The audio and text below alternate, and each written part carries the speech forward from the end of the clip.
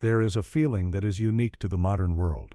It is the feeling of being trapped in a system whose rules you do not understand. A system that is at once perfectly logical and completely absurd. It is the feeling of filling out an endless series of forms, only to be told you have filled out the wrong one. It is the feeling of being on hold, transferred from one anonymous department to another, in a maze with no center. It is the feeling of being accused of a crime you did not know you had committed by a judge you will never get to see. It is a state of profound and anxious alienation in the face of a vast, impersonal, and incomprehensible power. We have a name for this feeling. We call it Kafkaesque. And we have a name for the man who, with the quiet, meticulous precision of a nightmare, first diagnosed and dissected this modern condition. His name was Franz Kafka. This masterclass is a journey into the strange, suffocating, and terrifyingly familiar universe that this man created. Kafka was not a philosopher in the traditional sense. He did not build systems or write treatises. He was a writer of strange, allegorical, and often unfinished stories. He was, in his own lifetime, an almost completely unknown insurance lawyer from Prague who published very little and was consumed by self-doubt. And yet in the decades after his death, his work would be recognized as one of the most profound and prophetic bodies of literature ever produced. He is the great and perhaps unwilling prophet of our bureaucratic and alienated age. To read Kafka is to enter a world that operates according to the logic of a dream, or more accurately, a nightmare. It is a world of labyrinthine government offices that stretch on forever, a world of arbitrary and contradictory laws, a world where individuals are suddenly and inexplicably arrested for unknown crimes or transformed overnight into monstrous insects.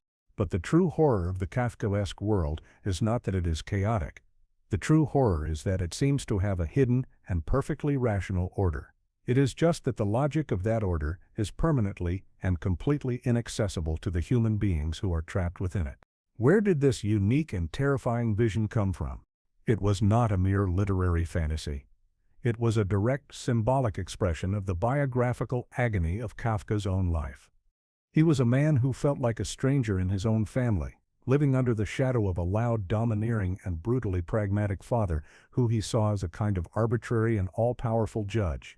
He was a German-speaking Jew, living in the Czech-speaking city of Prague, the capital of Bohemia, which was itself a province of the Austro-Hungarian Empire. He was a man of three cultures, who felt that he truly belonged to none of them. And he was a man with the soul of a sensitive, almost monastic, artist, who was forced by day to work as a diligent and competent lawyer for a state-run workers' accident insurance institute. He was a master of the very bureaucratic logic that he was simultaneously dissecting in his fiction. His life was one of profound and multi-layered alienation, and his writing was his only escape, and his only means of survival. It was a desperate and brilliant attempt to give a name and a form to the nameless anxiety that defined his own existence. His work, therefore, is not just a collection of strange stories, it is a profound philosophical and spiritual investigation into the condition of the modern individual. He forces us to ask a series of devastating questions. What is the nature of guilt in a world where the law is unknowable and the judge is invisible? How can a single fragile individual maintain their humanity in the face of vast, impersonal, and soul-crushing bureaucratic systems? And what is the meaning of a life spent in a desperate and seemingly hopeless search for a grace, for an acceptance, for a connection to a higher authority that seems to be permanently and inexplicably inaccessible? To explore these questions, our journey into the world of Kafka will be divided into 5 major phases. First, we will explore the man in the labyrinth. We will dive deeper into his life, his formative relationship with his father, and his almost religious devotion to his writing as the only possible justification for his existence. Next, we will enter the logic of the nightmare. We will perform a deep philosophical analysis of his 3 great unfinished novels, The Metamorphosis, The Trial, and The Castle, as well as his most important short stories. Then, we will map out the Kafkaesque universe. We will distill the core philosophical and psychological themes that run through all of his work: the nature of bureaucracy, the mystery of the law, and the experience of modern alienation. After that, we will explore his inner world, looking at his diaries and letters to understand his unique psychological landscape and his relationship to his own tormented creativity. And finally, we will examine his legacy, tracing his immense and unexpected influence on the literature and philosophy of the 20th century, and exploring why his work is more relevant now in our own digital, algorithmic age than ever before. And so we begin our journey into this strange and suffocating world. The great haunting paradox of Franz Kafka is that this quiet, anxious, and deeply private man, who spent his life feeling like an insignificant and guilty insect, would, after his death, become the supreme and defining prophet of the very systems that crushed him. He wrote his personal nightmares down on paper, and in doing so, he gave a name to the shared, waking nightmare of the entire modern age. To understand the source of these universal nightmares, we must first understand the specific, local, and deeply strange world that created their author. Franz Kafka's entire life was lived as a kind of prisoner, trapped not in a literal cell, but within the complex and haunted city of his birth. He was the ultimate prisoner of Prague. The Prague of the late 19th and early 20th century was not just a city. It was a labyrinth of cultures, a place of immense beauty and profound, simmering tension. It was the capital of Bohemia, a province of the vast, decaying Austro-Hungarian Empire, and in its winding medieval streets, three different worlds collided. First, there was the world of the Czechs, the native majority. This was a culture experiencing a powerful nationalist awakening, a people rediscovering their own language and identity after centuries of foreign rule, and increasingly resentful of the German-speaking elite. Second, there was the world of the Germans, the language and the culture of the ruling Austro-Hungarian Empire. They were the administrative and cultural elite, a powerful minority that was becoming increasingly insecure as Czech nationalism grew around them. And third, there was the ancient, complex, and often isolated world of the Jews. The Jewish community of Prague had its own long and storied history, but it was itself divided between the more traditional, Yiddish-speaking Jews of the old ghetto and a newer, assimilated German-speaking Jewish bourgeoisie. Into this crucible of competing identities, Franz Kafka was born. And his entire existence would be defined by a profound and inescapable sense of not belonging. He was the ultimate outsider. He was a Jew, living in a largely Christian and often anti-Semitic society. He was a German speaker and a product of German culture, living in a city that was becoming more and more proudly Czech. And he was a member of the assimilated, secular, Jewish middle class. And as such, he often felt alienated from the more authentic traditional faith of the Eastern European Jews he would later encounter and admire. He was an outsider to the Czechs, an outsider to the Germans, and in his own mind, an outsider to the core of his own Jewishness. He was a man of three cultures, who felt he had no true home in any of them. This feeling of radical, multi-layered alienation is the psychological soil in which his entire literary universe would grow. This feeling of being a stranger in the world was then cemented by his professional life. After earning a doctorate in law, Kafka took a job at the Workers' Accident Insurance Institute for the Kingdom of Bohemia. And here we find one of the great defining ironies of his life. The man who would become the world's greatest poet of bureaucratic absurdity was, by all accounts, a model bureaucrat. He was not a rebellious or a lazy employee. He was diligent, conscientious, and highly respected. He was praised for the clarity and precision of his legal writing. He was even promoted. His job was to investigate and assess claims for workers who had been gruesomely injured in the factories of the Industrial Revolution. The letters and reports he wrote show a man who was often genuinely compassionate towards the victims of this new, inhuman system. This was his day job.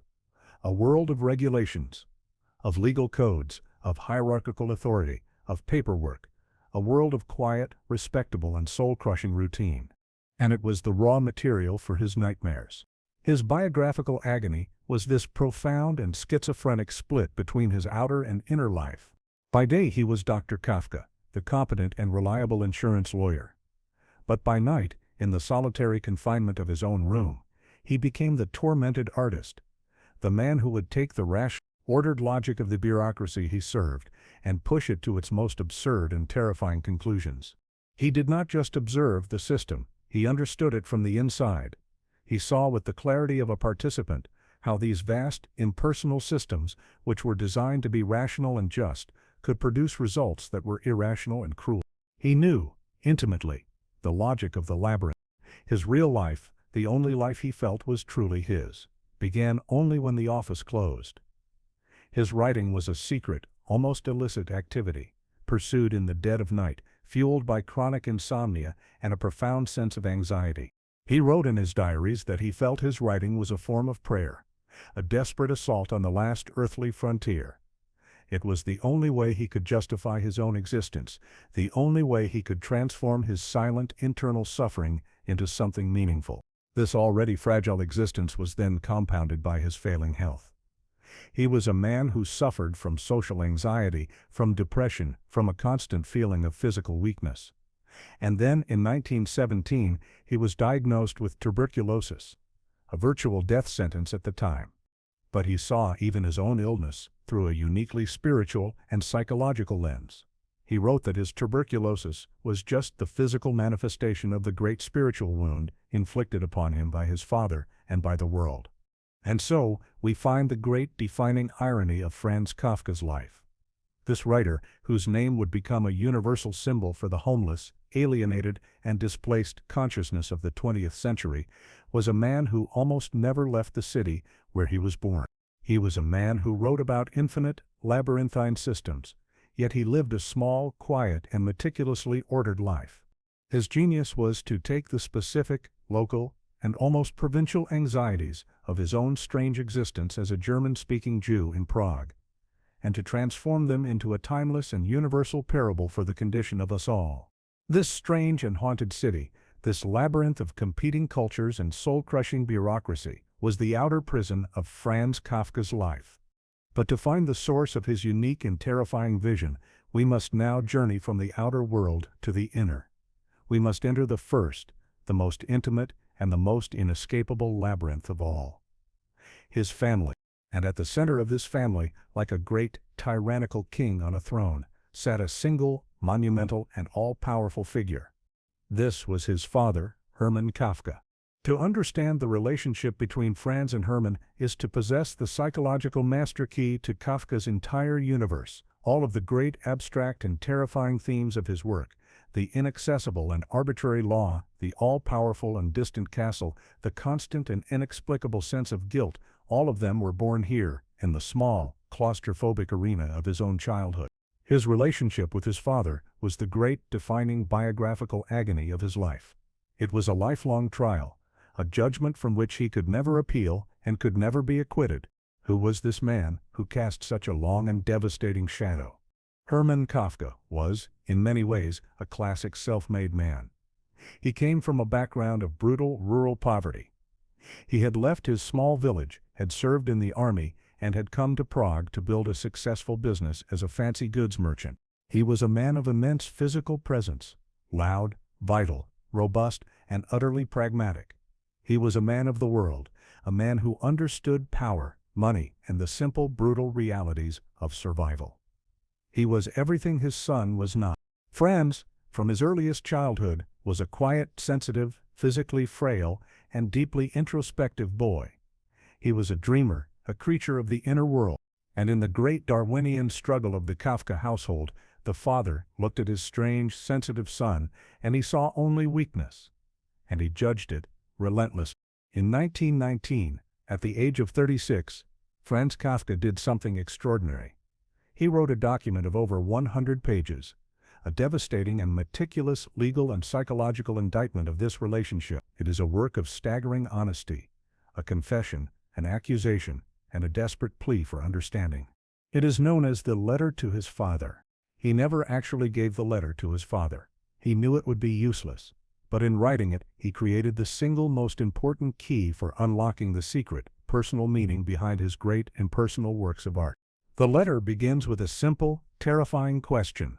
Franz asks his father, "You asked me recently why I maintain I am afraid of you. As usual, I was unable to think of any answer to your question, partly for the very reason that I am afraid of you." The rest of the letter is his attempt to answer that question. First and foremost, he describes his father not as a person, but as a force, an absolute tyrannical and completely infallible authority. He writes, "For me you took on the enigmatic quality that all tyrants have, whose rights are based on their person and not on thought. The father's law was not based on reason or justice. It was based purely on the overwhelming fact of his own power. He was right because he was the father. His rules were often arbitrary, contradictory, and impossible to follow. The young Franz was living in his own home, the very logic of the Kafkaesque universe. A world governed by an all-powerful but completely inscrutable authority. From this position of absolute power, the father pronounced a lifelong sentence upon his son. The sentence was guilt. Kafka describes a childhood in which he lived under a constant free-floating and inexplicable sense of guilt. He felt guilty for being weak when his father was strong. He felt guilty for being sensitive when his father was pragmatic. He felt guilty for his failures, and he even felt guilty for his successes, which his father would often dismiss or belittle. He writes, "It is, after all, not necessary to fly right into the middle of the sun, but it is necessary to crawl to a clean little spot on earth where the sun sometimes shines and where one can warm oneself a little." He was a boy who longed for a small patch of sunlight, who lived under the eclipse of a monumental father. This guilt was the central and most powerful weapon of his father's tyranny. Hermann Kafka's method of education was not physical violence, but a relentless and soul-crushing psychological warfare. He used irony, ridicule, and a constant, casual contempt to undermine his son's confidence at every turn. Franz recalls a story. As a small child, one night, he was whimpering for a drink of water. His father, enraged by this show of weakness, picked him up, carried him out onto the cold, terrifying balcony, and shut the door, leaving him there alone in the darkness. For Hermann Kafka, this was a simple, pragmatic lesson in discipline. For the sensitive young Franz, it was a moment of profound, existential terror. He wrote that for years afterward, he was haunted by the dream of this giant man, his father, coming to drag him out of bed and cast him into the outer darkness.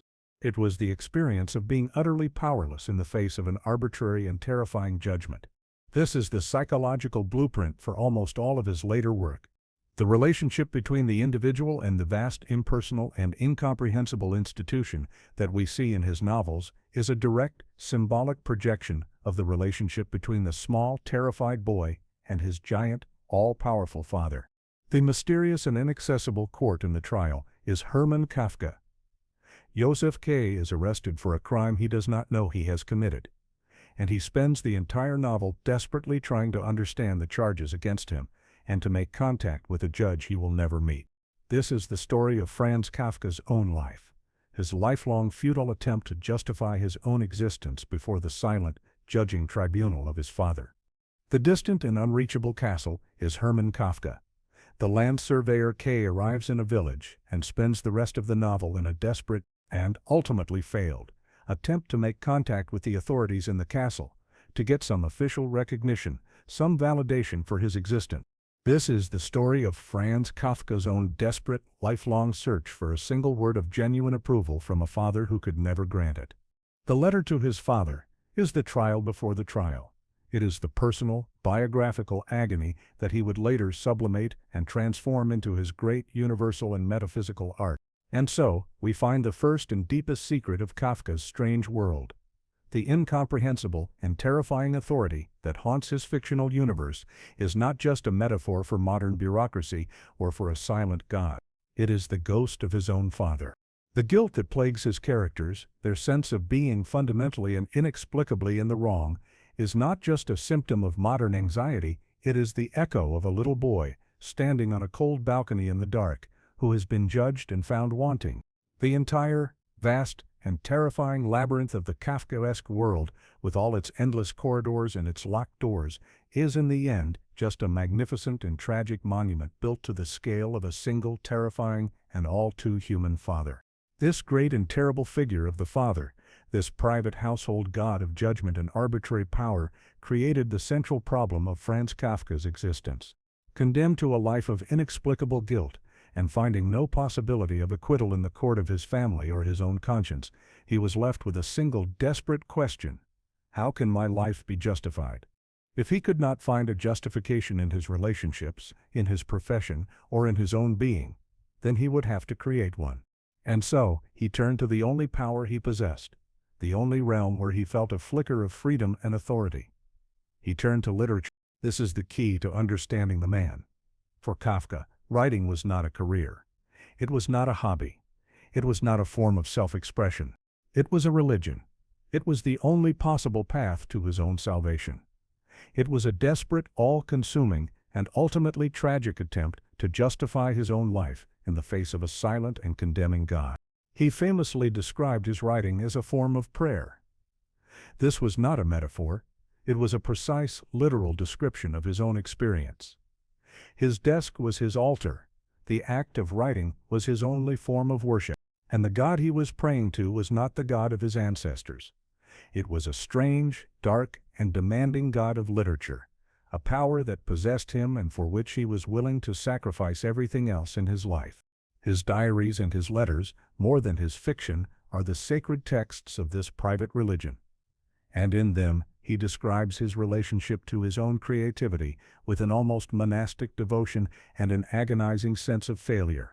This was the great central conflict of his adult life. The battle between the demands of the ordinary world and the absolute, totalizing demands of his writing. The biographical agony of Kafka was the agony of a man trying to live two lives at once and feeling that he was failing at both. There was the life of the daytime, the life of Dr. Kafka, the diligent insurance lawyer. This was a world of responsibility, of social connection, of engagements to be married, of the simple human desire for a family and a normal life. And then there was the true, secret life, the life of the night. When his family was asleep, when the noisy city of Prague was finally quiet, he would descend into the cellar of his own being. And there, alone in his room, often from late at night until the early hours of the morning, he would write. This was not a gentle, pleasant activity. It was a form of spiritual warfare. He described it as an assault on the last earthly frontier, a desperate struggle to drag something whole and true out of the darkness of his own soul. He felt that he could only truly live when he was writing. Everything else, his job, his family, his fiancées, was a ghostly, unreal distraction from this one central reality. He wrote in his diary, "I have no literary interest, but am made of literature. I am nothing else, and cannot be anything else." This absolute devotion to his writing was the source of all his power as an artist. But it was also the source of his profound and tragic failure as a human being. He believed that he could not serve two masters. He could not be both a good writer and a good son, or a good husband, or a good employee. He felt that the demands of ordinary life were constantly trying to pull him away from his one true calling. This is the secret behind his famously tormented and ultimately failed engagements, particularly to the woman he loved, Felice Bauer. He would write her hundreds of passionate, brilliant, and deeply neurotic letters. But whenever the prospect of an actual real-world marriage became imminent, he would retreat in terror. He was terrified not just of his own sexual anxieties and his fear of intimacy. He was terrified that the simple human demands of a shared life, of a wife, of children, of a home, would destroy his ability to write. And for him, to lose his writing was to lose his soul. He had to sacrifice his chance at human happiness for the sake of his art, because his art was the only thing that made his suffering meaningful. His writing was a strange kind of asceticism. It was a monastic, religious discipline. He had to renounce the world in order to be able to describe it. He had to live a life of profound loneliness in order to create his great works about the nature of alienation. And even in this, the one area where he felt he had a chance at justification, he was haunted by a profound and constant sense of failure. He was a ruthless and unforgiving critic of his own work. He published very little during his lifetime, and he was almost always dissatisfied with what he did publish. He felt that his writing was always a pale, pathetic shadow of the great vision that he had in his mind. He was like one of his own characters, a man striving with all his being to reach a castle of artistic perfection, only to find that its gates were permanently and inexplicably closed to him. This is the great, quiet tragedy of Franz Kafka. He was a man who renounced the world for the sake of his art, and he felt that his art had, in the end, failed him. He saw himself not as the great genius that we see him as today, but as a failed saint in a religion of his own invention. And so, in the end, we are left with a profound and difficult question about the nature of a creative life. Was his sacrifice necessary? Did he have to destroy his own chance at a normal happy life in order to create these immortal works of art? Or was this simply the final, most tragic, and most unnecessary of all his self-inflicted torments? This is the paradox that lies at the heart of Kafka's existence. He was a man who felt that his life was a complete and total failure. And yet it was from the very heart of this feeling of failure that he created a body of work that would grant him a kind of literary immortality. He sought justification for his life in his writing, and he never found it. And this very failure to find a final absolute justification is the central and most enduring theme of the work that has made him one of the most important writers who has ever lived. The proof of his damnation, in his own eyes, became the source of his salvation in ours. This secret, nocturnal life of writing, this desperate and almost religious devotion to his art, was not a sterile exercise in self-pity. It gave birth to some of the most unforgettable and unsettling images in all of modern literature. And in 1912, in a single feverish 3-week burst of creative energy, he wrote the story that would, more than any other, come to define his entire vision. It is a story that begins with one of the most famous, most shocking, and most strangely mundane opening lines ever written. As Gregor Samsa awoke one morning from uneasy dreams, he found himself transformed in his bed into a monstrous vermin. This is the metamorphosis. The genius of this story, the source of its unique and creeping horror, lies not in the bizarre event itself, but in the completely deadpan, matter-of-fact tone with which it is presented. There is no explanation for Gregor's transformation. There is no scientific cause, no divine curse, no magical spell. It is not treated as a shocking, reality-shattering event. It is presented as a simple, inconvenient, and slightly embarrassing medical problem, like waking up with a bad case of the flu. And this is reflected in Gregor's own reaction. His first thought is not one of existential terror. It is not, "Why has this happened to me? What does this mean?" His first thought is, "What about my job?" He is a traveling salesman for a fabric company. He looks at the clock and realizes he has overslept and has missed the 5 o'clock train.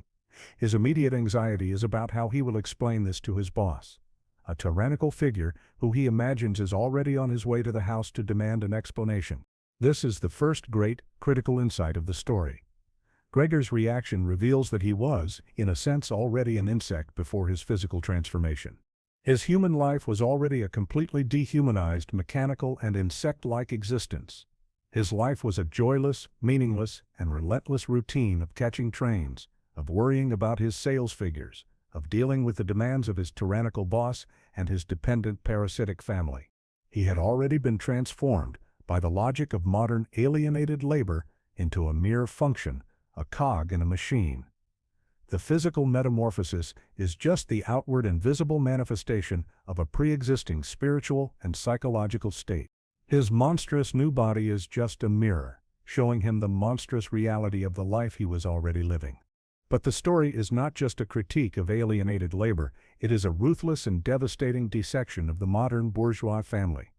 At the beginning of the story, Gregor is the sole breadwinner. He is a good and dutiful son, working a job he despises in order to pay off his father's debts and to provide a comfortable life for his parents and his beloved sister Great. Because he is useful, he is loved. Or at least, he is tolerated and appreciated. The moment he is no longer useful, the moment his transformation makes him a source of shame and an economic burden, this love begins to curdle.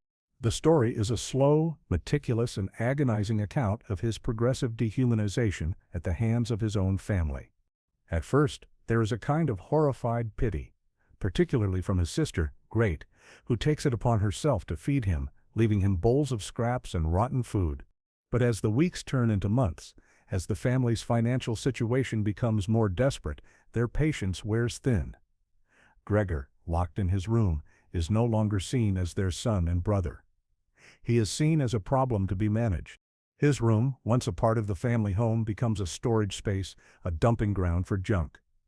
He is a piece of living trash, a disgusting secret to be hidden from the world. The final, brutal turning point comes at the end. After Gregor accidentally reveals himself to the family's new lodgers, causing them to leave in disgust, his sister Great, his last remaining ally, pronounces the final sentence. She does not say, "My brother must go." She says, "We must try to get rid of it." This is not Gregor. If it were Gregor, he would have realized long ago that it's impossible for human beings to live with such a creature, and he would have gone away on his own. This is the final act of dehumanization. He is no longer even a he is an it, a thing, and the family convinces themselves that the most loving and moral thing they can do is to wish for this thing's death. Gregor, overhearing this from his room, agrees. He understands that he is a pure burden, and in a final act of quiet, self-sacrificing love for his family, he returns to his room and dies. The family's reaction to his death is one of profound and chilling relief. They feel a sense of liberation. The great burden has been lifted. They take the day off work. They go for a walk in the country, and they begin to dream, with a new sense of hope, about their bright and promising future.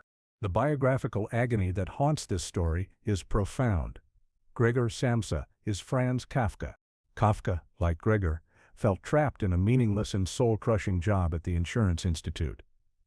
He, too, felt that his real life, his life as a writer, was a secret, monstrous, and almost shameful existence that he had to hide from the world. More profoundly, the family's judgment of Gregor is a direct reflection of Kafka's own feeling of being a disappointment and a burden to his own pragmatic and often cruel father. Gregor, the weak, sensitive, and ultimately useless creature, is how Franz Kafka often saw himself in the powerful and condemning gaze of Hermann Kafka. And finally, the story is a prophetic exploration of the prison of the body. Gregor, trapped in his new alien form, a mind that is still human trapped in a body that has betrayed him, is a perfect metaphor for the experience of chronic illness and disability. Kafka wrote this story years before his own tuberculosis would confine him, but it is a terrifyingly accurate premonition of the shame, the isolation, and the dehumanization that often accompanies a failing body. And so we are left with the quiet, devastating horror of Gregor Samsa's fate. But the true metamorphosis of the story is not his. It is Kafka forces us to look at this monstrous, inhuman creature, and to our own profound and deeply seated discomfort, we recognize ourselves. We recognize our own alienated labor, our own secret fears of being a useless burden, our own quiet and desperate need for love in a world that often values us only for our utility. This story is not about a man who becomes an insect. It is about the secret, insect-like existence that we have, to some degree, all come to accept as a normal human life. This theme of the body as a prison, of being trapped in a monstrous and alienating physical form, is one of the great horrors of Kafka's world. But he knew that the most terrifying prisons are not the ones with visible walls. They are the invisible prisons of the mind, of society, of the soul. To explore this, he created his first great unfinished masterpiece, a novel that is a perfect and terrifying diagram of the modern condition of anxiety and guilt. A story about a man who is arrested but is never put in a cell because his entire world has become his prison. This is the trial. Like the metamorphosis, the novel begins with a sentence that is a thunderclap of mundane horror, a statement of the absurd presented as a simple fact. Someone must have been telling lies about Joseph K., for without having done anything wrong, he was arrested one morning. Joseph K. is our protagonist. He is a respectable and successful man, the chief clerk of a large bank. He is a man of reason, of logic, of order. He believes in the predictable, rational functioning of the world. And into this orderly life, the absurd erupts. Two strange men, agents from some unknown organization, appear in his lodgings and inform him that he is under arrest. But this is a strange kind of arrest. He is not told what crime he is accused of. He is not handcuffed. He is not taken away to a prison. In fact, after being informed of his arrest, he is told that he is free to go about his daily life, to continue his important work at the bank. The trial, he discovers, is not an event that will happen in a specific place at a specific time. It is a state of being that he must now carry with him, a secret infection that will slowly and methodically consume his entire existence. The novel is the story of Kay's desperate and increasingly futile attempt to confront this mysterious accusation and to prove his innocence before a court that he can never truly find. His first instinct is that of a rational man. He believes it is all a misunderstanding, a bureaucratic error that can be cleared up with a logical explanation. But when he tries to find the court, he does not find a grand, imposing temple of justice. He finds a strange labyrinthine and corrupt organization whose offices are hidden in the squalid, stuffy, and airless attics of tenement buildings on the city's outskirts. This is the first great insight of the novel. The seat of the most absolute and terrifying power is not magnificent. It is mundane, pathetic, and squalid. The bureaucracy that holds the power of life and death over him is a world of dusty files of petty and corrupt officials, of endless waiting in crowded corridors.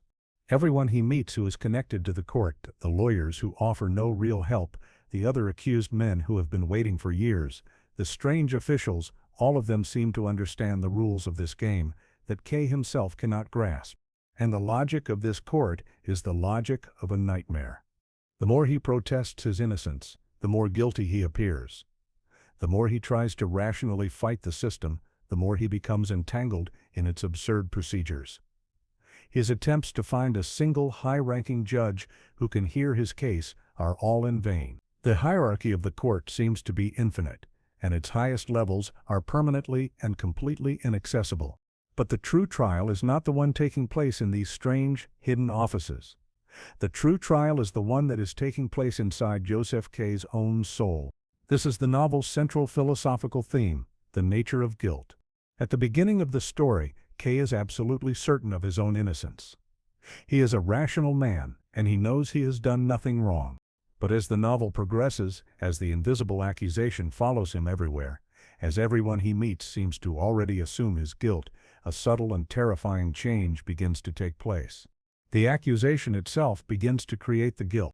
He starts to search his own past, to examine his own life, to look for some forgotten sin, some unknown transgression that could possibly justify his arrest.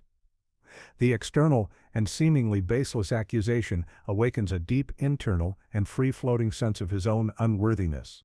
The novel is exploring a kind of existential guilt, a guilt that is not attached to any specific illegal action. It is a guilt that seems to be a fundamental part of the human condition itself. Is it possible, Kafka asks, that to be human, to exist, is to be in some profound and inexplicable way already guilty? The biographical agony that lies at the heart of this story is of course Kafka's own. The great, mysterious, and all-powerful court is a perfect, symbolic representation of his father, Hermann Kafka. It is an authority that is absolute and arbitrary. Its laws are unknowable. Its judgment is final. And its primary effect on the accused son is to instill a profound and inescapable sense of his own guilt and inadequacy. Joseph Kay's desperate and futile attempt to justify himself before the court is a direct dramatization of Franz Kafka's own lifelong and equally futile attempt to justify his own existence before the silent, judging tribunal of his father. The novel ends with a famous and chilling final chapter. On the evening before his 31st birthday, two men arrive at his apartment. They are dressed in black, like old-fashioned undertakers. Kay does not resist. His year-long struggle has exhausted him. He seems to accept his fate. They lead him in a strange and formal procession to a small quarry outside the city. In his final moments, his eyes scan the windows of the houses that overlook the quarry. He is searching for something. Where was the judge whom he had never seen? Where was the high court to which he had never penetrated? The answer never comes. His executioners lay him down on the ground, and one of them plunges a butcher's knife deep into his heart, twisting it twice. And with his dying breath, Kay utters his own final verdict on his own life. Like a dog, he says, and it was as if, Kafka writes, the shame of it must outlive him. And so we are left with the great unresolved mystery of Joseph Kay's crime. But the genius of Kafka is to show us that the search for the specific crime is a distraction. The trial is not a process that begins with the arrest. The arrest is merely the moment one becomes aware of a trial that has been going on for one's entire life. The most terrifying law is the one that is unwritten, and the most absolute guilt is the one that is for no reason at all. Kay's real crime was not that he had done something wrong. It was that he was a human being. And for Kafka, to be human is to be in some profound and inexplicable way already under sentence of death. This vast, labyrinthine, and ultimately unknowable court that dominates the life of Joseph Kay, what is its true nature? What is the secret logic that governs its absurd and cruel proceedings? In a strange and haunting chapter near the end of the novel, set in the cavernous darkness of a great empty cathedral, a prison chaplain offers K. not a legal argument, not a piece of advice, but a story. He tells him that this is an ancient parable from the introductory writings of the law itself, a story that is supposed to explain the very nature of the system K is trapped within. This is the famous and enigmatic parable before the law. A man from the country comes to the law. He is seeking admittance. He arrives at an open doorway, but the entrance is guarded by a powerful and intimidating doorkeeper. The man from the country asks if he can be allowed to enter. The doorkeeper looks at him and says that he cannot grant him admittance now, but he adds, it is possible that he will be allowed in later. The man, being a simple and literal person, believes him. The door to the law is open, and he peers inside, trying to catch a glimpse of the radiance within. The doorkeeper, seeing this, laughs and says, if you are so drawn to it, just try to go in despite my veto. But take note, I am powerful, and I am only the lowliest doorkeeper. From hall to hall, keepers stand at every door, one more powerful than the other. The man from the country had not expected such difficulties. The law, after all, should be accessible to everyone at all times. But when he looks more closely at the fearsome doorkeeper, he decides it is better to wait for permission to enter. The doorkeeper gives him a stool and lets him sit down to the side of the gate. And there, the man sits and waits. He waits for days. He waits for years. He waits for his entire life. During this time, he makes many attempts to be admitted. He questions the doorkeeper endlessly. He tries to bribe him, offering him all his valuable possessions. The doorkeeper accepts all the bribes, but as he takes them, he always says the same thing. I am taking this only so that you do not think you have failed to do something. The man from the country grows old. His eyesight fails. He is now near the end of his life. As he is dying, all of his experiences of the long years condense into one single question that he has not yet asked. He beckons to the doorkeeper. His body is stiffening. He can no longer raise himself up. The doorkeeper must bend down low to hear him. What do you want to know now? Asks the doorkeeper. You are insatiable. The man whispers, everyone strives to attain the law. How does it happen then that in all these years no one but me has requested admittance? The doorkeeper sees that the man is at his end. To reach his failing hearing, he roars in his ear a final devastating revelation. No one else could ever be granted admittance here. Since this entrance was meant only for you, I am now going to shut it. This is the story. It is a perfect, jewel-like and completely terrifying summary of Kafka's entire worldview. Let us unpack its mystery. The law is the object of our ultimate desire. It is the symbol for whatever it is that we believe will give our lives meaning and justification. It is truth. It is grace. It is salvation. It is justice. It is a final, authoritative answer to the question of our own existence. The doorkeeper is the representative of this law. He is the first obstacle. He is the face of the system. He is not necessarily evil or malicious. He is simply a functionary. He is powerful, but he is also, in his own way, a prisoner of the system himself. He cannot leave his post. And then there is the man from the country. He is us. He is the human individual, seeking meaning in a world that seems to have a secret, but a secret that is always withheld. And what is the defining characteristic of this man? His passivity. He asks for permission. He accepts the doorkeeper's authority without question. He waits patiently. He never challenges the rules. He never asks the most obvious question. If the door is open, why can I not simply walk through it? He is a man who is paralyzed by his own reverence for an authority that he himself has projected onto the system. But the true genius of the story is what happens in the novel after the parable is told. The priest and Joseph K. begin to debate its meaning. They become literary critics, analyzing the story from every possible angle. Was the doorkeeper deceiving the man? Or was he a simple-minded servant of the law, who was just doing his duty? Was the man from the country a fool for being so passive? Or was his patient waiting an act of noble piety?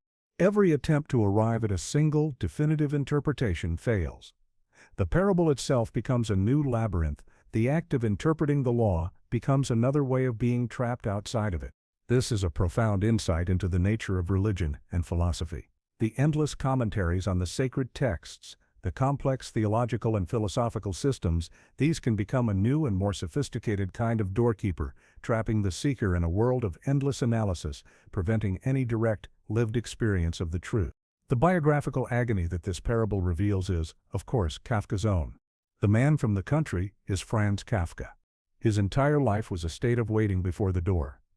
He waited before the door of his father's approval, a door that was meant only for him, but which he felt was permanently barred. He waited before the door of marriage, of a normal human life, a door he approached multiple times, but through which he felt psychologically incapable of ever passing. He waited before the door of a life as a full-time writer, a life he saw as his only true calling, but which the duties of his job and family seemed to make impossible. The parable is a ruthless and heartbreakingly honest self-portrait of a man who felt that the entrance to an authentic life was open, but that some deep internal inhibition, some deference to an unnamed and all-powerful authority, prevented him from ever simply walking through it. And so we are left with the parable's final, devastating revelation. The door was not a universal gate to a general truth. It was a private entrance, intended for one man and one man alone. And it was open the entire time. The great, terrifying paradox of Kafka's universe is that the labyrinth has no walls, the prison has no bars, and the only doorkeeper who is truly preventing you from entering the law is yourself. The ultimate tragedy is not that the gate is closed, but that we die waiting for permission we never needed to ask for. This devastating parable of the man waiting his entire life before a door that was meant only for him is a story of passive acceptance, of a soul paralyzed by its own deference to authority. But what happens when the protagonist refuses to wait? What happens when he dedicates his entire being to an active, relentless, and desperate assault on the gates of that same inscrutable power? To answer this, we must turn to Kafka's final great and tragically unfinished masterpiece. A novel he wrote in the final years of his life, as he himself was slowly dying of tuberculosis. We must journey to the castle. If the trial is the story of a man desperately trying to get out of a system that has inexplicably condemned him, the castle is the story of a man desperately trying to get into a system that has inexplicably summoned him. It is the other side of the same terrible coin. Our protagonist is known only as K. He is a land surveyor who arrives in a small, snow-covered, and deeply unwelcoming village that lies in the shadow of a great castle. He has come, he insists, because he has been hired by the authorities in the castle to work as the village's land surveyor. This is his claim to an identity, to a purpose. But from the very first moment, this claim is thrown into doubt. The villagers are suspicious of him. The local authorities have no record of his appointment. The castle itself is silent. Ko finds himself in a state of profound and agonizing limbo. He is a man with a vocation who is being denied the right to perform it. The castle itself is a strange and contradictory presence. It is not a romantic, fairy tale castle. It is a sprawling, somewhat ramshackle collection of ordinary-looking buildings, with a single, ominous tower. It is physically close, always visible on the hill above the village. But as Kay soon discovers, it is administratively, spiritually, and existentially infinitely distant. There seems to be no road that actually leads to it. The castle is the absolute center of this world. It is the source of all authority, all meaning, all status, all grace. The entire strange and claustrophobic life of the village is defined by its relationship to this distant and incomprehensible power. And Kay's entire struggle, the entire plot of the novel, is his relentless and increasingly desperate attempt to make contact, to get his appointment confirmed, to receive some small sign of official recognition that would validate his existence. This is not just the story of a man looking for a job, it is a profound and heartbreaking religious allegory. Kay's desperate and futile quest to be accepted by the castle is a perfect metaphor for the modern soul's search for grace. He is a man searching for a sign that he belongs, that his life has a purpose, that his existence has been sanctioned by a higher, transcendent authority. He is searching for a connection to God, and every single one of his efforts is thwarted by the absurd, circular, and soul-crushing logic of the castle's bureaucracy. He tries to use reason and logic, but the castle does not operate according to a logic that he can understand. He tries to telephone the castle, but the connection is filled with a strange, humming sound, the sound of 1,000 distant, childish voices, and he can never be sure if he is speaking to a real official or not. He tries to work through the various intermediaries, the petty officials who claim to have some connection to the castle. But they are all, in their own way, just as lost and as powerless as he is. He enters into a relationship with a barmaid named Frida, who was once the mistress of a high-ranking and almost mythical castle official named Clam. He believes that through her he can get closer to the source of power, but this too leads only to more confusion, more complications, and a deeper sense of his own alienation. The more he struggles, the more he fights, the further away his goal seems to become. The system is not actively hostile to him. It is, in a way that is far more terrifying, completely and utterly indifferent. The biographical agony that this novel dramatizes is, once again, Kafka's own. K's desperate quest is a direct reflection of Kafka's own lifelong spiritual and psychological struggles. It is the search for his father's approval, for a sign of grace from the great distant and judgmental authority that ruled his own inner world. It is the search for a legitimate place in the world, a feeling of belonging that always eluded him. He was a man who felt like a permanent foreigner, a land surveyor in a village that would never accept him as one of its own. And most profoundly, K is a land surveyor. He is a man whose job it is to measure, to map, to impose a rational order upon the world. He is a perfect symbol for the rational artist, for Kafka himself, a man who is trying to use the tools of his intellect to make sense of a world and a divine reality that ultimately defies all rational measurement. The deepest agony of all, however, is the fact that Kafka wrote this novel in the final years of his life, as his tuberculosis was consuming him. This story of a desperate, final, and seemingly hopeless search for a connection to grace was written by a man whose own time was quite literally running out. And the novel is unfinished. It simply stops, mid-sentence. K never reaches the castle. He never receives his validation. The quest is never completed. This is a heartbreakingly perfect and almost unbearable metaphor for the human condition as Kafka saw it. The search for a final absolute meaning, for a final divine grace, is a journey that, in this life, can never be completed. And so we are left with K forever stranded in the village, forever gazing up at a castle he can never reach. The trial is the story of a man who is damned by a system he cannot escape. The castle is the story of a man who is damned by a grace he cannot attain. This is Kafka's final, most desolate, and most strangely hopeful vision. He teaches us that the human condition may be a state of permanent exile, a lifelong and futile search for a home we will never find. But the dignity of our existence is found not in arriving at the destination, but in the courage, the desperation, and the holy absurdity of the search itself. This desperate search for a distant and silent authority, for a grace that is never granted, is one of the great themes of Kafka's work. It is the story of a man staring up at an empty heaven. But what happens when that authority is not distant at all? What happens when the law is not a mystery to be solved, but a sentence to be inscribed, with needles directly into the flesh of the condemned? To explore this, we must now journey to Kafka's most brutal, most visceral, and most terrifying vision of justice. We must travel to a remote, tropical island and enter in the penal colony. The story is simple and horrific. A distinguished foreign traveler has been invited to witness an execution in a remote penal colony. His guide is an officer, a man who is a passionate and fanatical devotee of the colony's unique method of capital punishment. The true main character of the story is not a person. It is the machine, the apparatus. The officer describes the apparatus to the skeptical traveler with the loving, meticulous detail of a proud inventor. It is a huge, complex, and hideous machine, consisting of 3 parts. There is the bed, where the naked prisoner is strapped, face down. Above him is the inscriber, the part that holds the blueprint for the sentence. And between them is the harrow, a bed of long, sharp glass needles. The procedure, the officer explains, is flawless.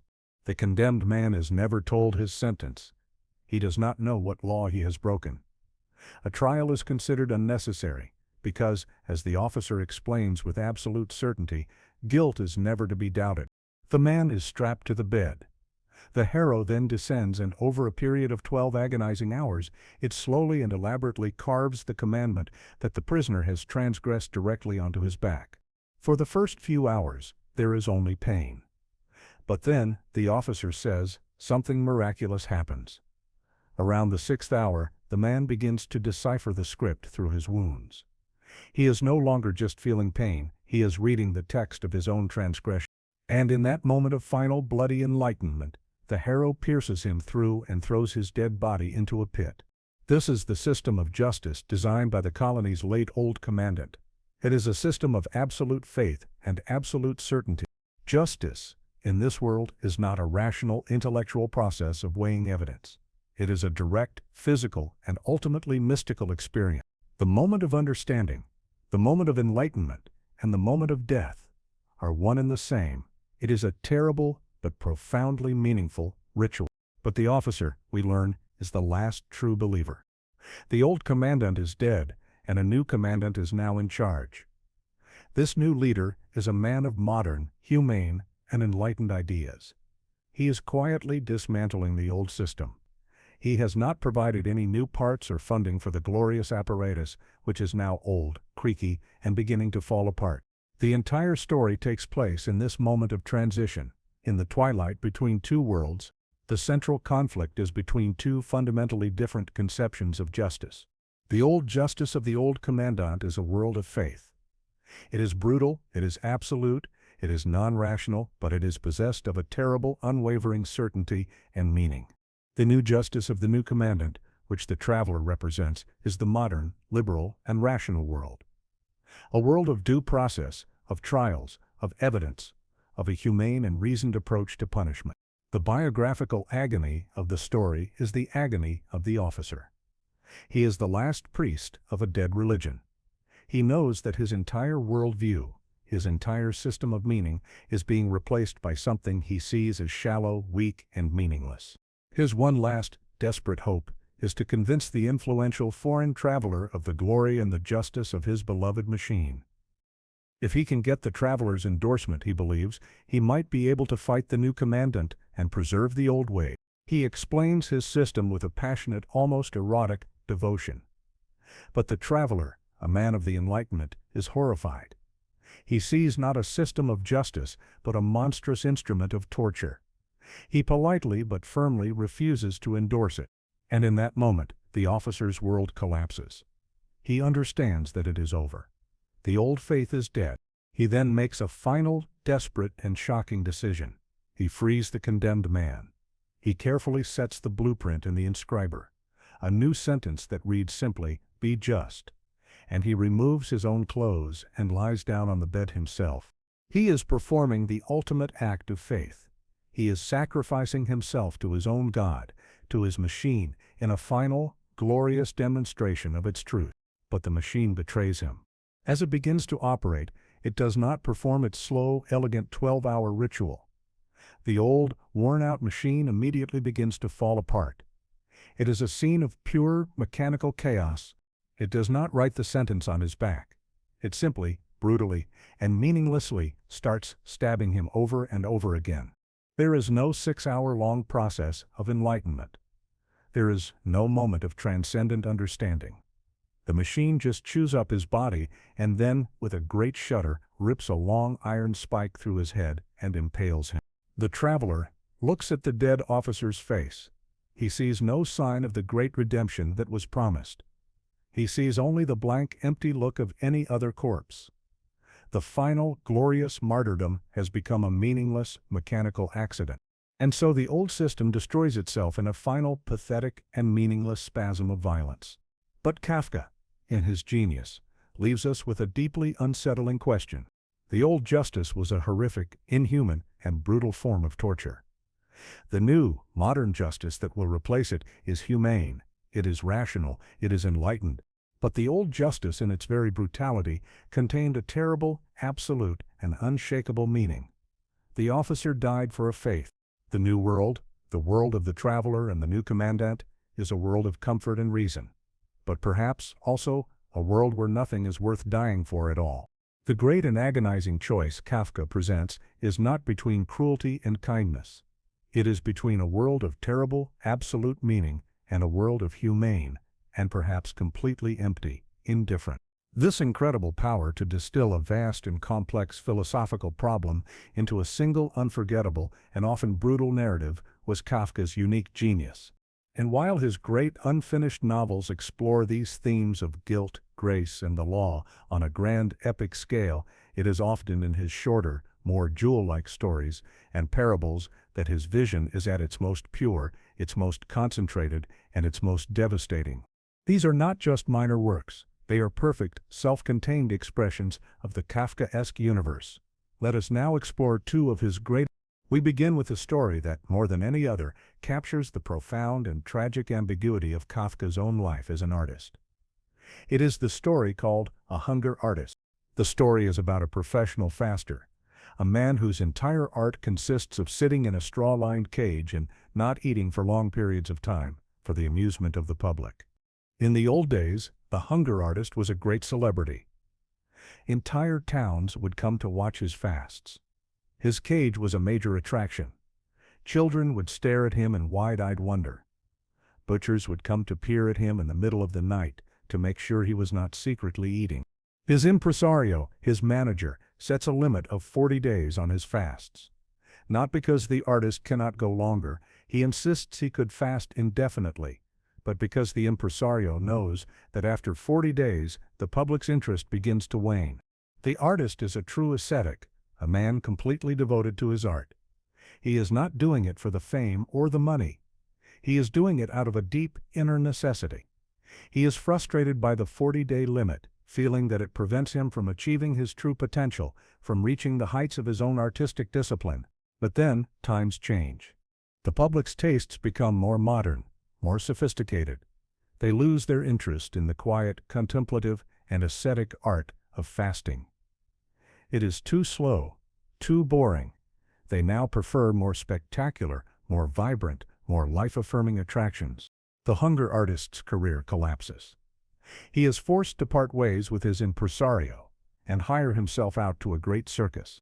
But he is not the main attraction. His small cage is placed out on the midway, near the animal menagerie. He is an afterthought, a strange relic from a bygone era that most people simply walk past on their way to see the more exciting animals. He continues to fast, not for an audience, but for himself. He tries to tell the passers-by that his fasting is effortless, but no one believes him. He is completely forgotten, wasting away in his dirty straw, a monument to a dead art form. Finally, one day, an overseer notices the old, forgotten cage. He and his assistants poke through the straw, and they find the hunger artist near death, withered to a skeleton. With his last breath, the artist whispers his final, devastating confession. The overseer leans in to hear him. The artist says that he should not be admired for his fasting. "I have to fast. I can't help it," he whispers. "And why can't you help it?" asks the overseer. "Because," says the hunger artist, "I couldn't find the food I liked. If I had found it, believe me, I should have made no fuss and stuffed myself like you or anyone else." These are his last words. He dies, and they bury him, straw and all. And in his cage, to attract the crowds again, they place his replacement. A young, beautiful, and vibrant panther who paces in the cage with a wild and powerful freedom, radiating a raw and unapologetic joy in its own existence. The crowds, of course, cannot get enough of it. This is a profound and heartbreaking parable of the artist's condition. It is the story of a man whose entire life is dedicated to an ascetic, spiritual discipline that the modern world no longer understands or values. But it is also, of course, the story of Kafka himself. The biographical agony of this story is a direct self-portrait. Kafka, too, was a kind of hunger artist. He sacrificed his life, his health, his chance at love, and a family for the sake of his art. An art that was almost completely private, an art that was ignored and unappreciated by the world in his own lifetime. And his final confession is Kafka's own devastatingly honest and self-deprecating analysis of his own creative impulse. He felt that he wrote not out of a noble spiritual choice, but out of a deep constitutional inability to live a normal life. He couldn't find the food of ordinary human existence, of marriage, of a career, of social connection that seemed to nourish everyone else, his art was not a virtue, it was a compulsion, a strange and lonely fate. Let us turn to a second, and even more philosophical, parable. The long and complex story, Investigations of a Dog. The narrator of this story is a dog, but he is not an ordinary dog. He is a philosopher, a natural scientist. He is a creature who is tormented by the great ultimate questions of his own canine existence. He is trying, with a rigorous, almost desperate scientific methodology, to understand the fundamental mysteries of his own kind. His central research question is this: whence does the earth procure its food? He observes that food, for his fellow dogs, seems to appear as if by magic. They perform certain rituals, they turn over the soil, they water it, and then from above, food appears. But he refuses to accept any magical or transcendent explanation for this. He is determined to find a purely scientific, purely earthly explanation. He is also haunted by other strange, unexplained phenomena. He sees what he calls soaring dogs, strange creatures who float through the air making music. These are, of course, performing dogs. But to his scientific mind, which does not know of the existence of masters, their behavior is a complete and terrifying mystery. His greatest frustration is with his fellow dogs. They are completely and utterly uninterested in his scientific investigations. They are happy to simply perform the rituals and accept the food that appears. They see his constant questioning not as a noble pursuit of truth, but as a strange, useless, and slightly insane activity. This is a brilliant and deeply humorous parable about the fundamental limits of a purely scientific and rationalist worldview. The dog scientist, with his rigorous empirical methods, is completely and comically blind to the most obvious and most important truth of his own existence. There are masters. There is a higher reality, a transcendent source, that is providing the food and directing the lives of his entire species. But because this reality cannot be measured or explained by his earthly science, he is constitutionally incapable of seeing it. This is Kafka's gentle but profound critique of the scientific positivism that was becoming dominant in his age. It is a story about how a commitment to a certain kind of reason can become its own form of blindness. And so, in these strange and often absurd fables, Kafka reveals the deepest truths of our condition. He shows us the artist whose greatest spiritual achievement is revealed to be, perhaps, just a sad and private psychological compulsion. And he shows us the scientist whose rigorous commitment to reason makes him completely blind to the most obvious of all truths. Through the eyes of a starving artist and a philosophical dog, he diagnoses the great agonies of the modern soul, the terror of a life without meaning, and the equal terror of a life where the meaning is forever, and comically, just beyond the reach of our own understanding. These strange and haunting parables, with their philosophical dogs and their starving artists, all contribute to a single, unified, and deeply unsettling atmosphere. It is the atmosphere of a world that is at once absurd and terrifyingly logical. It is an atmosphere that has come to bear its author's own name. We must now try to define the precise nature of this unique and influential vision. We must define the Kafkaesque. The word has entered our common language. We use it to describe a frustrating experience with customer service, a maddeningly long queue at a government office, a piece of nonsensical corporate red tape. But this common usage, while not entirely wrong, only scratches the surface. For Kafka, the horror was not that the system is inefficient or broken. The true Kafkaesque horror is that the system is working perfectly, according to its own strange, secret, and inhuman logic. It is not a world of chaos. It is a world of a terrifying and inscrutable order. To understand the Kafkaesque, we must first understand its architecture. It is a world of labyrinths. The settings of Kafka's great works are not open spaces. They are claustrophobic, interconnected, and seemingly infinite interiors. The court in the trial is not a single building, but a vast network of squalid, interconnected offices hidden in the attics of tenement buildings, filled with endless, winding corridors. The castle is a sprawling, unreachable complex, and the village below it is a maze of snow-filled streets, where every path seems to lead you further away from your destination. This is a physical representation of a spiritual and administrative reality. The world is a labyrinth, and there is no map. Within this labyrinth, the individual is confronted by a vast, impersonal, and all-powerful system. This system, whether it is the court or the castle's administration, is the true protagonist of Kafka's world. It is a bureaucracy that has taken on a life of its own. It is a machine, and the human beings within it, both the officials and the victims, are merely its cogs. The logic of this system is fundamentally inaccessible. Its laws are either secret or so vast and contradictory that they are impossible for a human being to understand.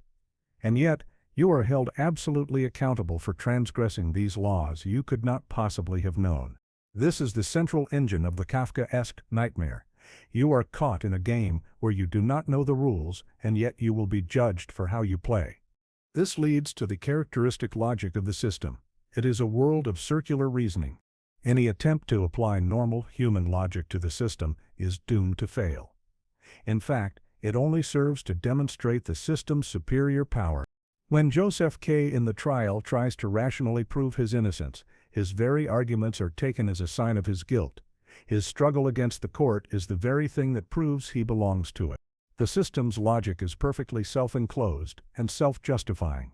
You cannot defeat it from the outside, because it does not recognize the existence of an outside, and the goal of this system is never a final decision. The great product of the Kafkaesque bureaucracy is endless postponement. A verdict is always just around the corner, but it never arrives. A connection to the castle is always a possibility, but it is always deferred.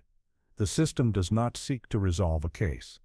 It seeks only to perpetuate the process. It is a machine that is designed not to produce a result, but to keep itself running. The biographical agony that gave Kafka such a perfect and intimate understanding of this world was, of course, his own day job.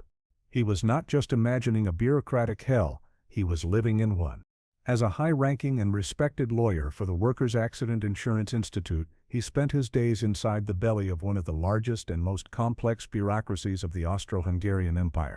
He was a master of its logic. He wrote the reports, he understood the regulations, he navigated the complex hierarchies. He saw, from the inside, how a system that was created with the rational and even humane goal of helping injured workers could become a vast, impersonal machine that often lost sight of the human beings it was supposed to serve. His fiction was not a fantasy. It was an ethnography. It was an ethnography. It was a slightly exaggerated, dreamlike, and more honest version of the reality he professionally inhabited every single day. His great genius was to see that this bureaucratic logic was not just confined to the insurance office. He saw that it was becoming the dominant logic of the entire modern world. But the final and most subtle horror of the Kafkaesque is the complicity of the victim. The power of the system is not just external, it is psychological. It slowly and methodically breaks down the individual's own sense of reality and replaces it with its own. Joseph K. begins the novel as a man who is certain of his own innocence. But as the trial grinds on, as the entire world begins to treat him as if he is guilty, he starts to believe it himself. He internalizes the logic of the court. The man from the country, in the parable before the law, accepts the authority of the doorkeeper so completely that he never even thinks to challenge it. Kafka understood that the most effective prisons are the ones we help to build ourselves. The system achieves its final victory when the victim becomes a willing participant in their own dehumanization. And so we are left with this great and terrifying insight into the nature of modern power. The ultimate horror of the modern world, Kafka shows us, is not a passionate and chaotic evil. It is a quiet, reasonable, and perfectly orderly system that has no room for the human soul. The greatest tyranny is not a world without reason. It is a world where reason has become the only God, a strange and inscrutable deity that demands our total submission for reasons we will never be allowed to understand. This vast, impersonal, and soul-crushing system, this labyrinth of the Kafkaesque, is not an empty stage.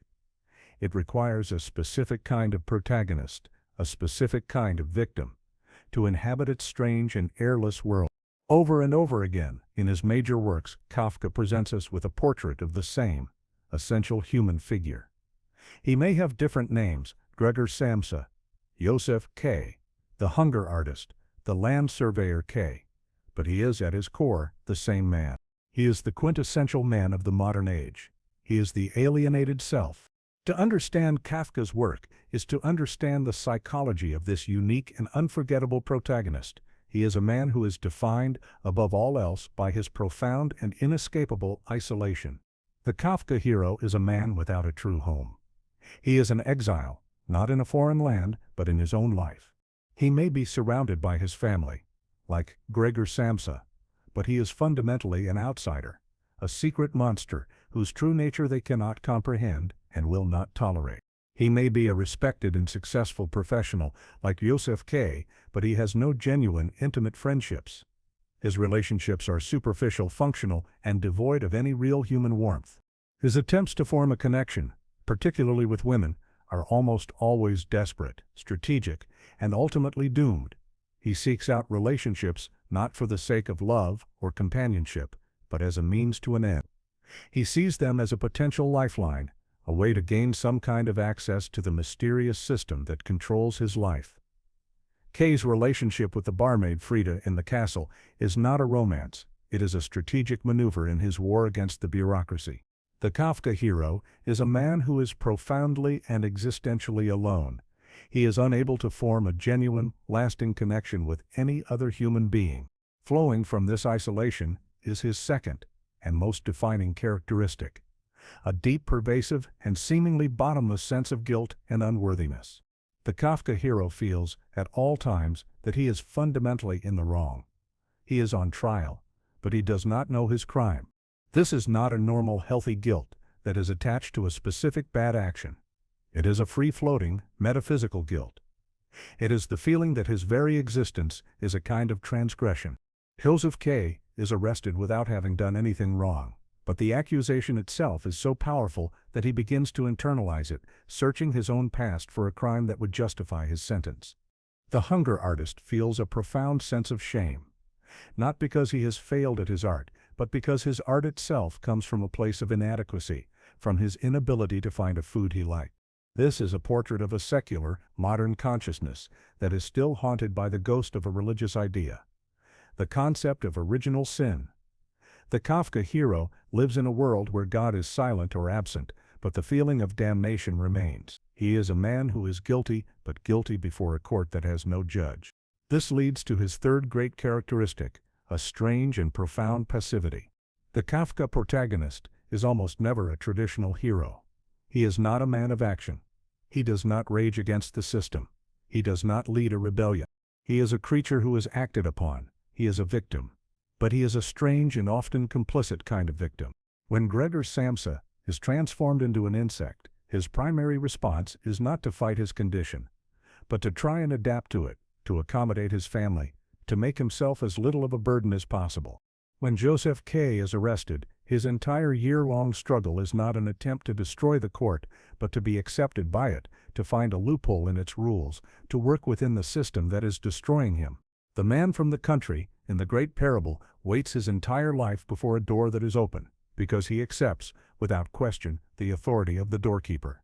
This is not necessarily a sign of cowardice. It is a symptom of a profound and total sense of powerlessness. The system is so vast, so totalizing, so incomprehensible, that the very idea of a successful rebellion is unthinkable. All one can do is try to navigate the labyrinth, to learn its secret rules, to survive. And finally, and most paradoxically, the Kafka hero is almost always a man of reason. He is not a passionate Dostoevskian rebel. He is a logician, a cleric, a surveyor. He is a man who tries to use the tools of rational analysis to understand a fundamentally irrational world. And this is the source of his ultimate torment. His reason is useless. In fact, it is worse than useless. It is the very thing that deepens his suffering. Every logical argument he makes, every rational attempt to understand his situation, only serves to reveal the complete and total absurdity of his condition. His mind is a perfect logical key, for which there is no lock. Now it is impossible to understand this strange, unique, and recurring character without understanding that he is, in every essential detail, a self-portrait. The biographical agony of Franz Kafka is the agony of his protagonist. The profound loneliness of his characters was his own. His diaries and letters are the record of a man who felt a deep and almost complete inability to form a genuine human connection. A man who felt separated from the world by a wall of glass. His tormented and failed engagements were the real-life version of his character's doomed relationships. The crushing, free-floating guilt of his characters was his own. It was the guilt that had been instilled in him from his earliest childhood by his monumental and judgmental father. It was the guilt he felt about his own physical weakness, his own anxieties, his own secret life as a writer. The passivity of his characters was a reflection of his own feeling of being trapped and powerless. Trapped by his job, trapped by his family, trapped by his own neurotic personality, trapped, finally, by his own failing body. His writing was his one great and secret act of agency in a life that he otherwise felt was happening to him. And so, in the quiet, suffering, and often pathetic figure of his recurring protagonist, Kafka created the great anti-hero of the modern age. He is a man without heroic qualities, without a grand passion, without a revolutionary will. He is defined by his anxiety, his guilt, and his profound powerlessness. And yet, it is in this very weakness, this very passivity, that we find his enduring power. He is the perfect and unforgiving mirror of our own secret selves. He is the quiet, anxious, and alienated man who lives, to some degree, inside all of us. This alienated, anxious, and perpetually guilty protagonist that we find at the heart of Kafka's work, what is it exactly that he is struggling against? In every one of his great narratives, the solitary individual is confronted by a vast, monolithic, and incomprehensible power. It is the central and most mysterious force in his universe. A force he calls, simply, the law. To enter the world of Kafka is to enter a world that is governed by this law. But this is not the law as we normally understand it. It is not a clear, written, and rational legal code. The law in Kafka's universe is a metaphysical principle. It is the very structure of reality as his characters experience it. And it has a series of terrifying and consistent characteristics. First, the law is an absolute authority. It is an all-powerful and all-encompassing system that seems to govern every single aspect of a person's life. Its reach is infinite. There is no outside. To be born is to be born into its jurisdiction. Second, the law is completely inscrutable. Its workings are a total mystery to the human beings who are subject to it. Its logic is not our logic. Its goals are not our goals. Any attempt to understand it with our limited human reason is doomed to fail. Third, the law is fundamentally inaccessible. While it is governed by a hierarchy of officials that seems to stretch all the way up to heaven, its highest authorities, the high judges, the inner chambers of the castle, can never be reached. The individual can only ever deal with a series of low-level and often corrupt intermediaries. There is no final court of appeal. And finally, the law operates on a default assumption of guilt. From the very beginning, the individual is presumed to be in the wrong. The purpose of the law's proceedings is not to determine guilt or innocence, but simply to enact the sentence for a guilt that has already been decided. So what is this strange and terrible law? What does it symbolize? Kafka's genius is that he never gives us a single simple answer. The law is a great floating and ambiguous symbol that has been interpreted in many different and equally valid ways. First, we can read it through a theological lens. The law is a symbol for the divine law of God, but in a modern post-religious and deeply unsettling world, it is a portrait of the human condition after the death of God. In this view, the old, clear, and comprehensible commandments of a revealed religion are gone. But the feeling of being subject to a higher judgment, the profound and inescapable sense of guilt remain. The law in Kafka's world is like a divine system whose creator has vanished. The vast bureaucracy of priests, of officials, of doorkeepers continues to operate on its own, terrifying momentum. But the original meaning, the central, loving intelligence that was supposed to be at its heart, has disappeared. It is a machine that is still running, but there is no one in the driver's seat.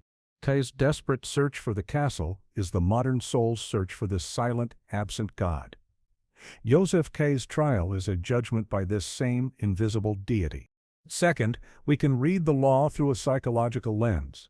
From this perspective, the law is a powerful symbol for the Freudian superego.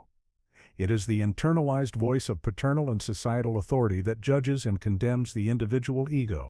And for Kafka, this was not an abstract theory. It was the story of his life. As we have seen, the biographical agony that defined Kafka's entire existence was his relationship with his father. And the law is a perfect one-to-one symbolic representation of Hermann Kafka's authority. It was all-powerful. It was arbitrary. Its logic was inscrutable. And its primary effect on the young Franz was to instill in him a profound, inescapable, and lifelong sense of his own guilt. Kafka's entire life was a trial before the court of his father. A trial in which the verdict had been decided before the proceedings had even begun. His writing, then, becomes a kind of legal document, a desperate and brilliant case file that he is assembling for his own defense before a judge who will never read it. Finally, we can read the law through a sociological lens. From this angle, the law is a prophetic critique of the very nature of modern society. It is a symbol for the vast, rationalized, and impersonal bureaucracies of the modern state and of modern capitalism. Kafka was a lawyer for a huge, state-run insurance company. He understood, from the inside, the strange and often absurd logic of these new systems of power. He saw how these institutions, which were created with the rational goal of making life more orderly and efficient, could take on a life of their own. He saw how they could trap human beings in a web of red tape, of circular reasoning, and of a logic that had become completely detached from the human needs it was supposed to serve. This is a vision that the great sociologist Max Weber, a contemporary of Kafka's, would call the iron cage of bureaucracy. A perfectly rational, perfectly efficient, and perfectly soul-crushing system. So which of these interpretations is correct? Is the law God? Is it the Father? Is it the state? The genius of Kafka is that the law is all of these things, and none of them. It is a symbol that is powerful precisely because it is so ambiguous. It is the perfect literary expression of the modern individual's feeling of being trapped and controlled by vast, impersonal, and incomprehensible systems, whatever name we choose to give them. And so we are left with the final, confounding mystery of Kafka's law. It is everywhere, and it is nowhere. It is a system of total power that has no discernible center. It is a court of absolute judgment that has no ultimate judge. His characters spend their entire lives desperately searching for the meaning of the law, but the genius of Kafka is to show us that the search itself is the only meaning there is. The labyrinth is not an obstacle on the way to the truth. The labyrinth is the truth. And the final terrible sentence of the law is that there is no final sentence. This mysterious and invisible law, this abstract and soul-crushing bureaucracy, is a force that operates in a world beyond our senses. It is a ghost, a rumor, a system of pure, disembodied logic. But Kafka knew that our experience of this world, our suffering, our humiliation, our existence, is not abstract. It is concrete. It is physical. For the alienated self, trapped in the labyrinth of the mind, there is one last, undeniable reality. One final, inescapable prison from which there is no appeal and no escape. This is the body. In the history of Western philosophy, from Plato onwards, there has been a powerful tradition that denigrates the body. The body is seen as the prison of the soul, a source of messy, irrational desires that must be overcome in the pursuit of a higher, purer, intellectual reality. Kafka's work is a profound and terrifying inversion of this tradition. For him, there is no escape from the body. The body is not the prison of the soul. The body is the soul in its most raw, most vulnerable, and most authentic form. His fiction is a relentless descent into the flesh. It is an exploration of the body in all its strangeness, its frailty, its shame, and its capacity for monstrous transformation. We see this most famously in the Metamorphosis. Gregor Samsa's transformation is, first and foremost, a bodily catastrophe. He awakens to a new and alien physical reality. His mind, his consciousness, his memories, these are all still Gregor, but he is a prisoner inside a body that is no longer his. Kafka describes this new body with a biologist's cold, objective precision. The hard, armor-plated back. The numerous, pitifully thin legs that wave about, helplessly. The sticky fluid that oozes from his wounds. The horror of Gregor's situation is the horror of total bodily betrayal. His mind issues commands that his body can no longer obey. He tries to get out of bed, a simple act he has performed thousands of times, and it becomes an epic and humiliating struggle. His body has become a foreign country, and his own consciousness is its helpless, exiled king. It is a source of constant shame and disgust, not only to his family, but to himself. The final, fatal wound of his story is a physical one, an apple thrown by his enraged father, which becomes lodged in his back and slowly rots, a symbol of his family's rejection made brutally manifest in his own flesh. In this story, the body is the ultimate prison. It is the physical cage in which the alienated self is finally and completely trapped. In his great and terrible story, In the Penal Colony, the body takes on a different, but equally central role. Here, the body becomes a text. The horrific apparatus, as we have seen, is a machine designed to write the law directly onto the skin of the condemned. Justice in this world is not an abstract concept to be understood by the mind. It is a physical sensation to be experienced by the body. The prisoner only achieves his moment of enlightenment, his understanding of his own transgression, at the very moment that he is deciphering the bloody script that the needles are carving into his own back. This is a dark and profound metaphor for a certain kind of knowledge. It is the idea that the deepest and most important truths are not learned through gentle, rational instruction. They are learned through pain. Our most profound lessons are not the ones we read in a book. They are the ones that life itself inscribes upon our being through the wounds, the scars, and the suffering that our bodies are forced to endure. The body is the parchment upon which the final terrible truths are written. And then there is the strange and haunting case of the hunger artist. Here the body becomes a tool, a weapon, in a strange and paradoxical act of rebellion. The hunger artist's entire art is a war against his own body's most fundamental and most powerful instinct, the need for nourishment. He turns his body into a public spectacle of self-denial. He transforms his own slow physical decay into a work of art. It is a supreme, ascetic assertion of the will over the flesh. But as we have seen, his final, devastating confession reveals the illusion behind this act. He is not fasting out of a free and courageous choice. He is fasting because he is constitutionally incapable of doing otherwise. His body has rejected the food of the world. His rebellion against the body is in the end just another form of his imprisonment by it.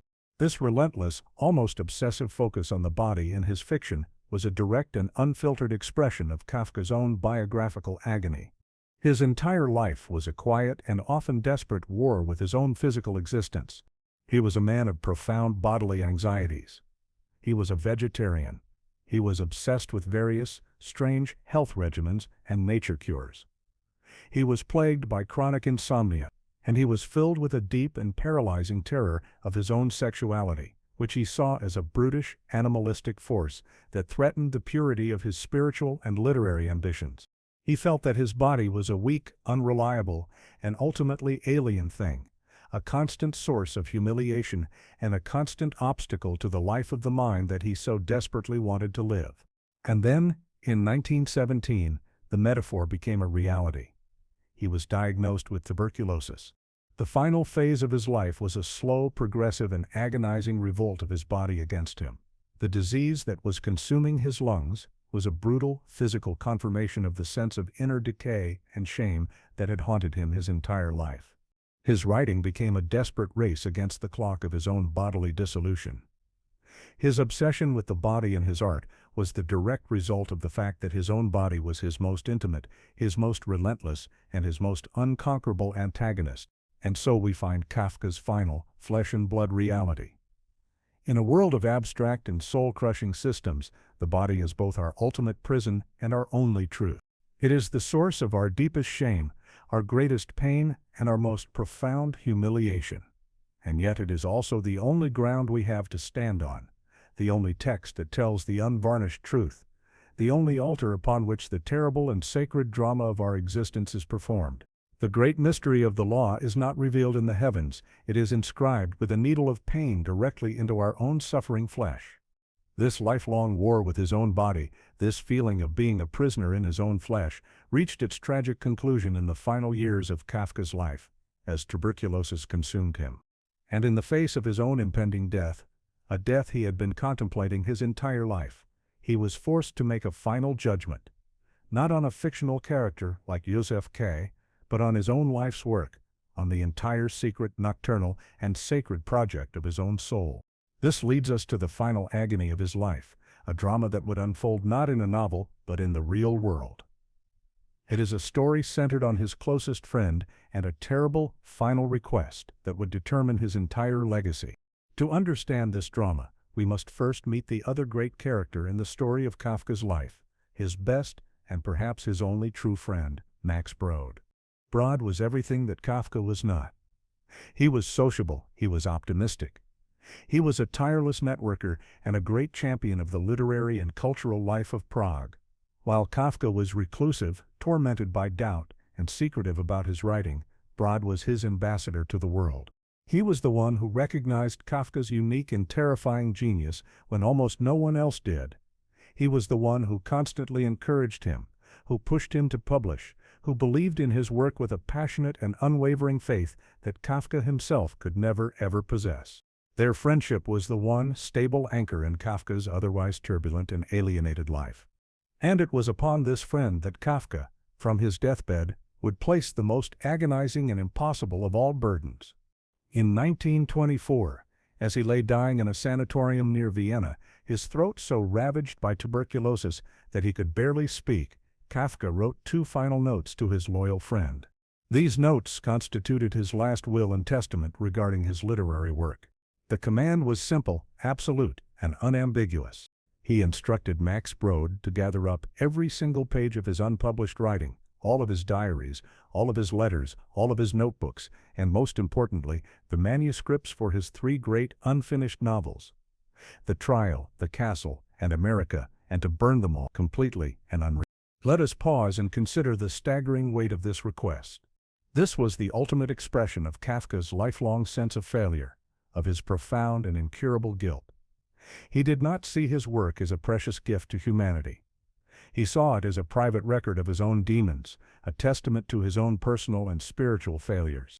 He did not want to be remembered, he wanted to be erased. His final literary act was to be an act of total self-annihilation. And this placed Max Brod in an impossible position.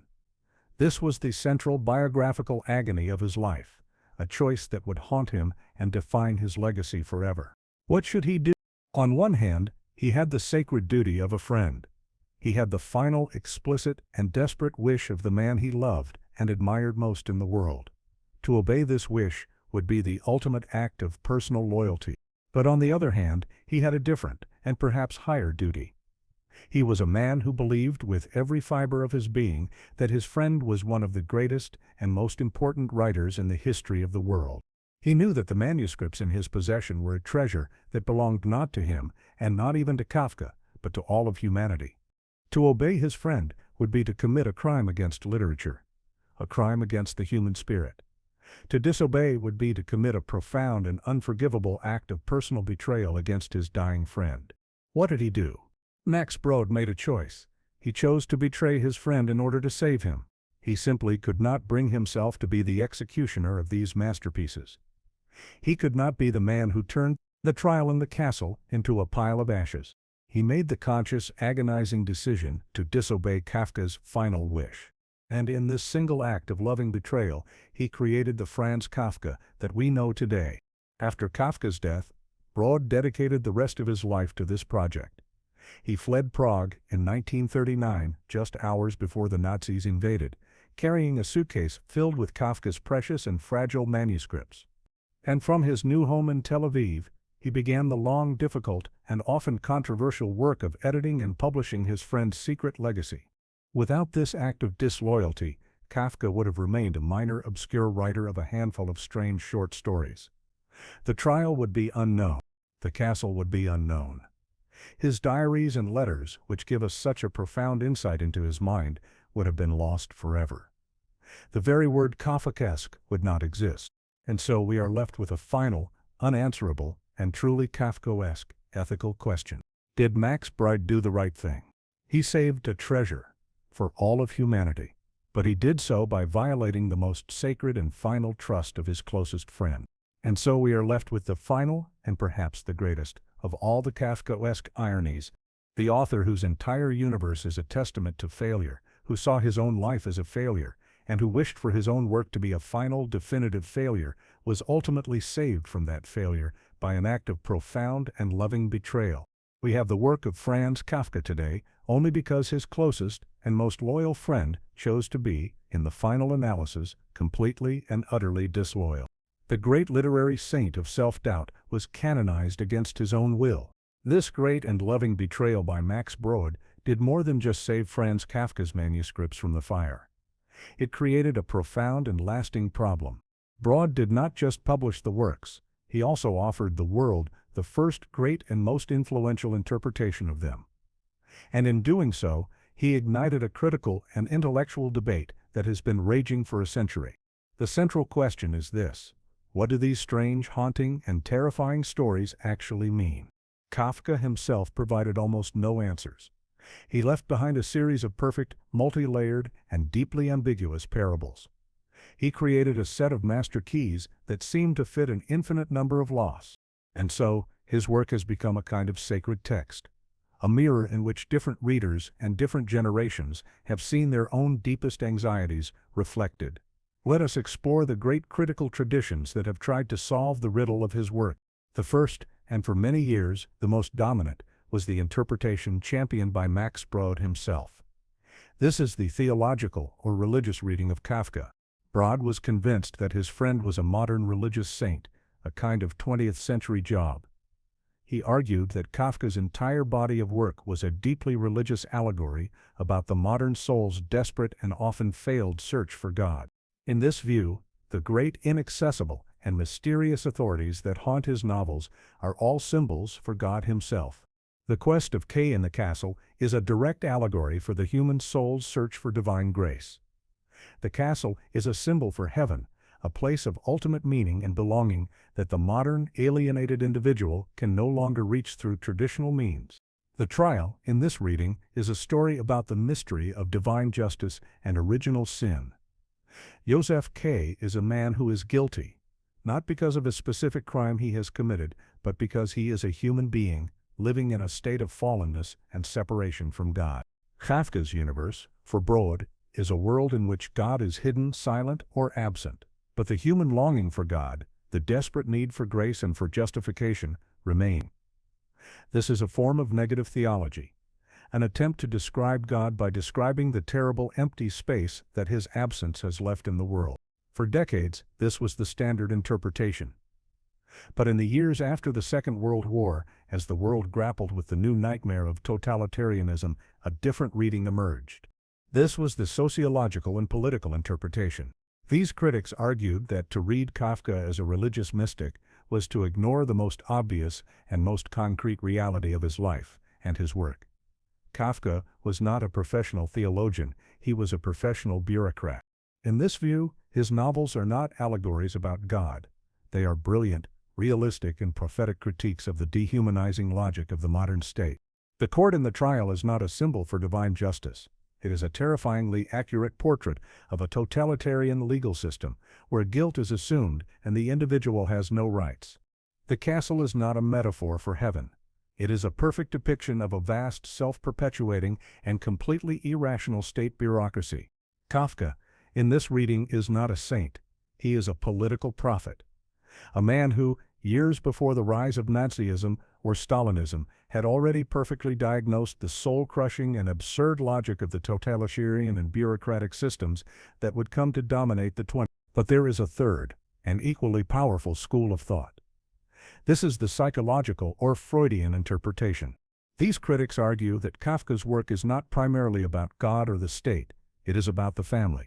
They see his novels and stories as a kind of coded, symbolic autobiography, a direct projection of his own private, psychological torments onto a literary canvas. The central key to this interpretation is, of course, the letter to his father. In this view, the great, all-powerful, and inscrutable law that haunts his work is nothing more and nothing less than a universalized symbol of his own tyrannical father, Hermann Kafka.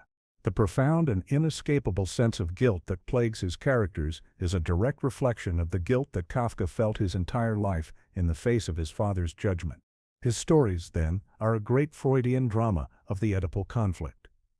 They are the record of a son's lifelong and ultimately failed struggle against the overwhelming power of the father figure. The biographical agony of this critical debate is that Kafka himself provides ample evidence for all of these readings.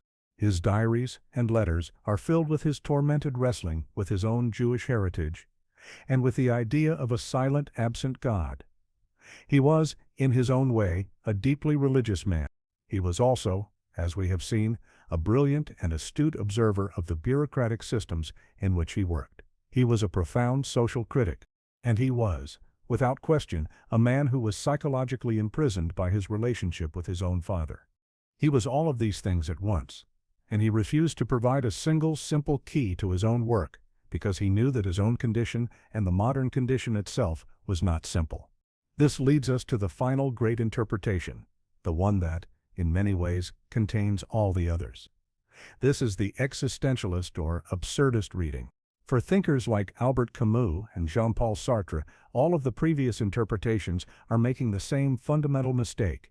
They are all searching for a hidden meaning, for a secret code that will explain the allegory. The religious critic says the castle is God. The political critic says the court is the totalitarian state. The psychologist says the law is the father. The existentialist makes a more radical claim. The castle is just the castle. The court is just the court. They are not symbols for anything. They are symbols of nothing. They are perfect and terrifying images of the absurd. They are a portrait of the fundamental human condition, the condition of a conscious, meaning-seeking individual who has been thrown into a universe that is silent, irrational, and has no inherent meaning at all. Kafka's genius in this view was not to write an allegory for God or the state. His genius was to create a perfect literal depiction of a meaningless world, and so the critics have been arguing for a century. Was he a saint, a social critic, a neurotic, or a nihilist? The final, beautiful, and truly Kafkaesque irony is that they are all right, and they are all wrong. His work is a perfect and terrifying mirror. The religious believer looks into it and sees the search for God. The political activist sees a critique of the state. The psychologist sees a family drama, and the existentialist sees the face of the absurd. The ultimate trap that Kafka sets for his readers is the search for a single final interpretation. The meaning of the labyrinth is that there is no key. This final powerful interpretation of Kafka's work, the vision of him as the great poet of the absurd, was not just an academic theory. It was an act of profound and intimate recognition. In the middle of the 20th century, as Europe was emerging from the moral and spiritual wreckage of 2 world wars, the Holocaust, and the rise of totalitarianism, a new generation of philosophers looked into the strange, suffocating, and dreamlike world of Kafka's novels. And in that world, they saw a perfect and terrifying mirror of their own. These were the existentialists. If Dostoevsky and Kierkegaard were the great 19th century prophets who had foreseen the spiritual crisis of the modern age, then Kafka was the first great artist to have mapped its terrain from the inside. He did not write about the absurd as a philosophical concept. He created it as a lived, breathing, and inescapable reality. He provided the atmosphere, the texture, the feeling of what it was like to be a conscious, meaning-seeking individual in a world that had lost its connection to any transcendent meaning.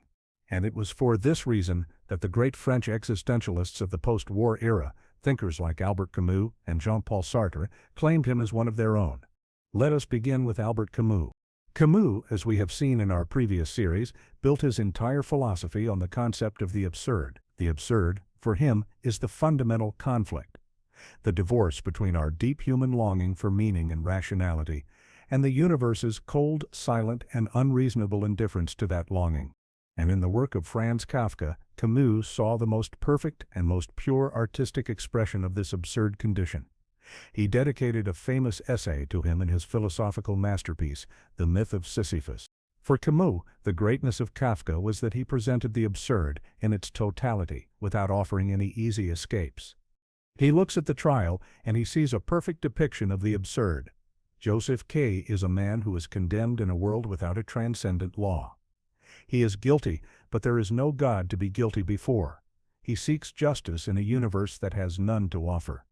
This is the absurd human condition. but it is in his analysis of the castle that Camus's reading is at its most brilliant. A religious critic might see Kay's desperate and hopeless quest to reach the castle as a tragedy, but Camus sees it as a strange and profound form of heroism. Kay is an absurd hero precisely because his quest is hopeless. He lives in a world where grace is inaccessible, where the heavens are silent, and yet he refuses to give up. He dedicates his entire being to the search for a meaning that he knows, on some level, he will never find. He chooses to live his life in the very heart of the absurd contradiction, to keep walking towards a destination he will never reach. This relentless, passionate, and futile struggle, for Camus, is a form of magnificent rebellion. It is an act of defiance against a meaningless universe. Kay's greatness is not in his success, but in his persistence. Now, let us turn to Camus's great contemporary, Jean-Paul Sartre.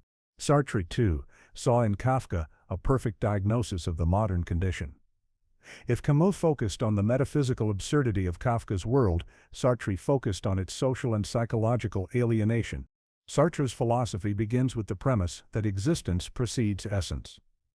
We are thrown into a world without a preordained purpose, and we are condemned to be free to create our own meaning. He saw Kafka's characters as the perfect embodiment of the terror of this freedom. They are individuals who are crushed by the weight of their own limitless, but completely unguided, choices. More profoundly, Sartre saw in Kafka's work a perfect illustration of his own concept of the other. For Sartre, we experience ourselves as free, subjective beings. But the moment we are looked at by another person, we are in danger of being turned into an object, a thing in their world. The look of the other is a constant threat to our own freedom. Think of the world of Kafka. His characters live in a state of constant, paranoid awareness of being watched. They are being judged by a vast, anonymous, and invisible system, the court, the castle. This is the look of the other, magnified to a cosmic and bureaucratic scale. It is a gaze that turns the individual into a case file, a number, an object to be processed, stripping them of their subjective humanity. The biographical agony that united Kafka with these existentialist thinkers was a shared historical reality.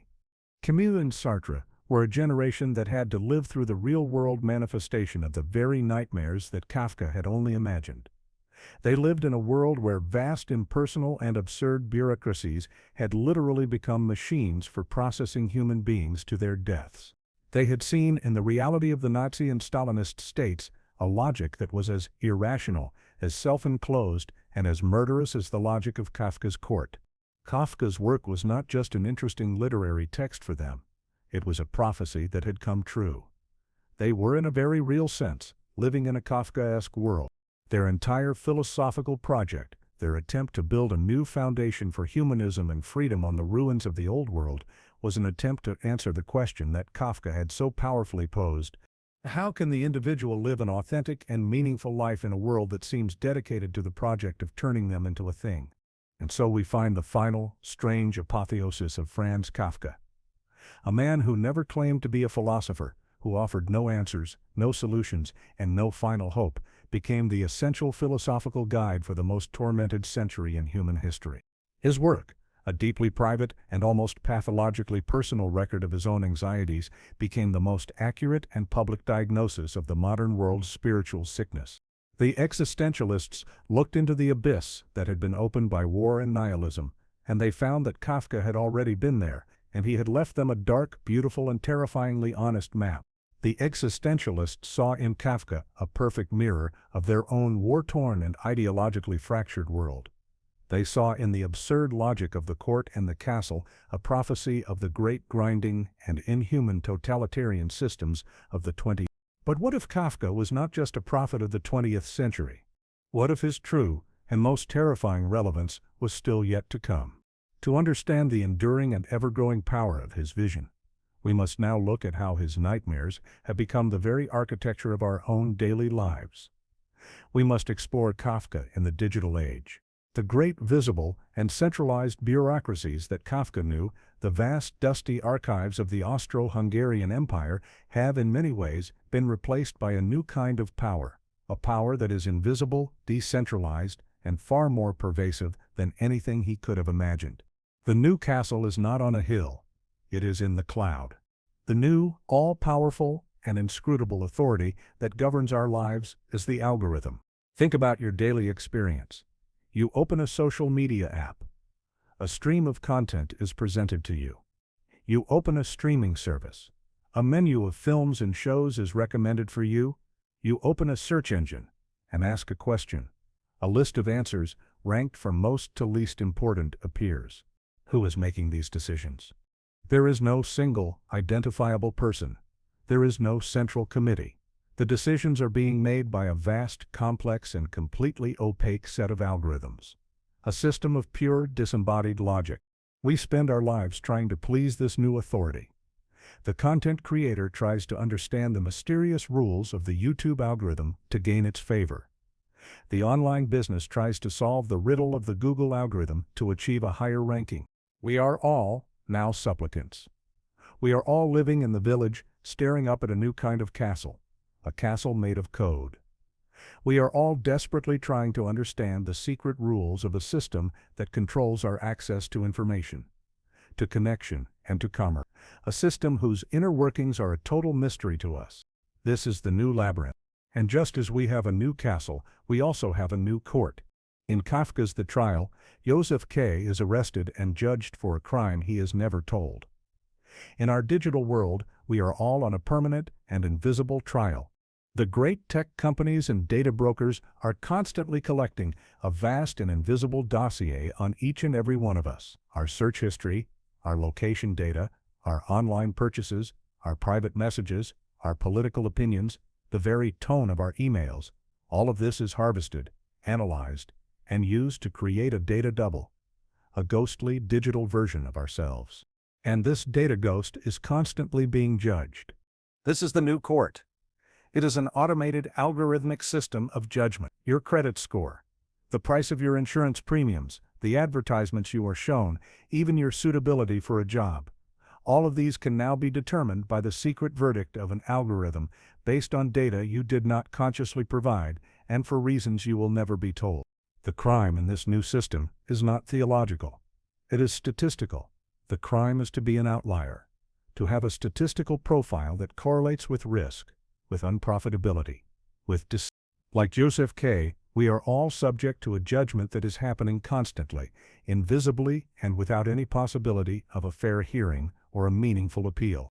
The biographical agony of Franz Kafka was his profound and personal feeling of being constantly watched and judged by the all-powerful and arbitrary authority of his father. His life was a private paranoia. Our modern technology has universalized this condition. His private, neurotic, and internal state has become our public, objective, and external reality. We are all now living under the silent, sleepless gaze of an all-seeing but completely impersonal and non-human authority. And the everyday experience of this new world is often a perfect, real-world enactment of one of his parables. Consider the modern experience of being trapped in a customer service phone tree. You have a problem with a bill, with a product. You call the company. You are not met with a human being. You are met with a recorded voice, a series of automated menus. Press 1 for billing. Press 2 for technical support. You navigate the maze. You are put on hold. You listen to a loop of irritating music. You are told that your call is very important to us. You are eventually disconnected. You call back. You go through the same process again. Your one desperate goal is to reach a human being who can understand your unique problem and has the authority to solve it. But the entire system seems to be designed with the single-minded purpose of preventing you from ever doing so. This is not just a modern inconvenience, it is a perfect, lived experience of the Kafkaesque. It is the experience of the man from the country, standing before a door. It is the experience of Kai, trying to make contact with the castle. It is the experience of a single human individual confronting a vast, impersonal, and perfectly circular system that is designed to exhaust your will and to defeat your reason. And so, we discover the final chilling update to Kafka's vision.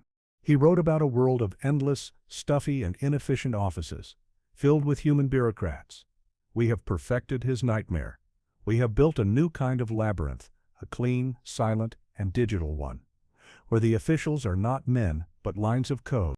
The great irony of our hyper-connected, technological age is that we have created the most efficient and most powerful systems of control in human history.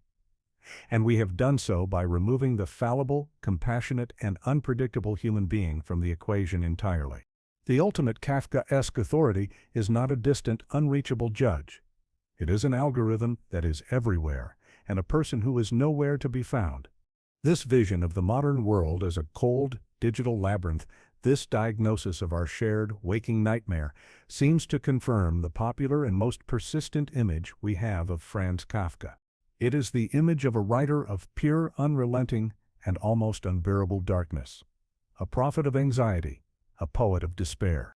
The common view is that to read Kafka is to enter a world without hope, a world without light, a world of pure, suffocating gloom. The word Kafkaesque itself has become a synonym for a certain kind of miserable, soul-crushing experience. But this, I will argue, is a profound and fundamental misunderstanding of his genius. To see only the darkness in Kafka is to miss the other, more subtle, more complex, and ultimately more important dimensions of his work. Let us begin with the most surprising and most overlooked aspect of his writing, its humor. It seems almost perverse to suggest that these stories of anxiety, of alienation, of death, are funny. And yet they are. This is not the easy, laugh-out-loud comedy of a sitcom. It is a deep, strange, and unsettling kind of humor. It is the humor of the absurd. It is the laughter that comes from the clear-eyed recognition of the vast and comical gap between our rational, human intentions and the completely irrational and indifferent reality of the universe. We have a powerful and very telling piece of evidence for this.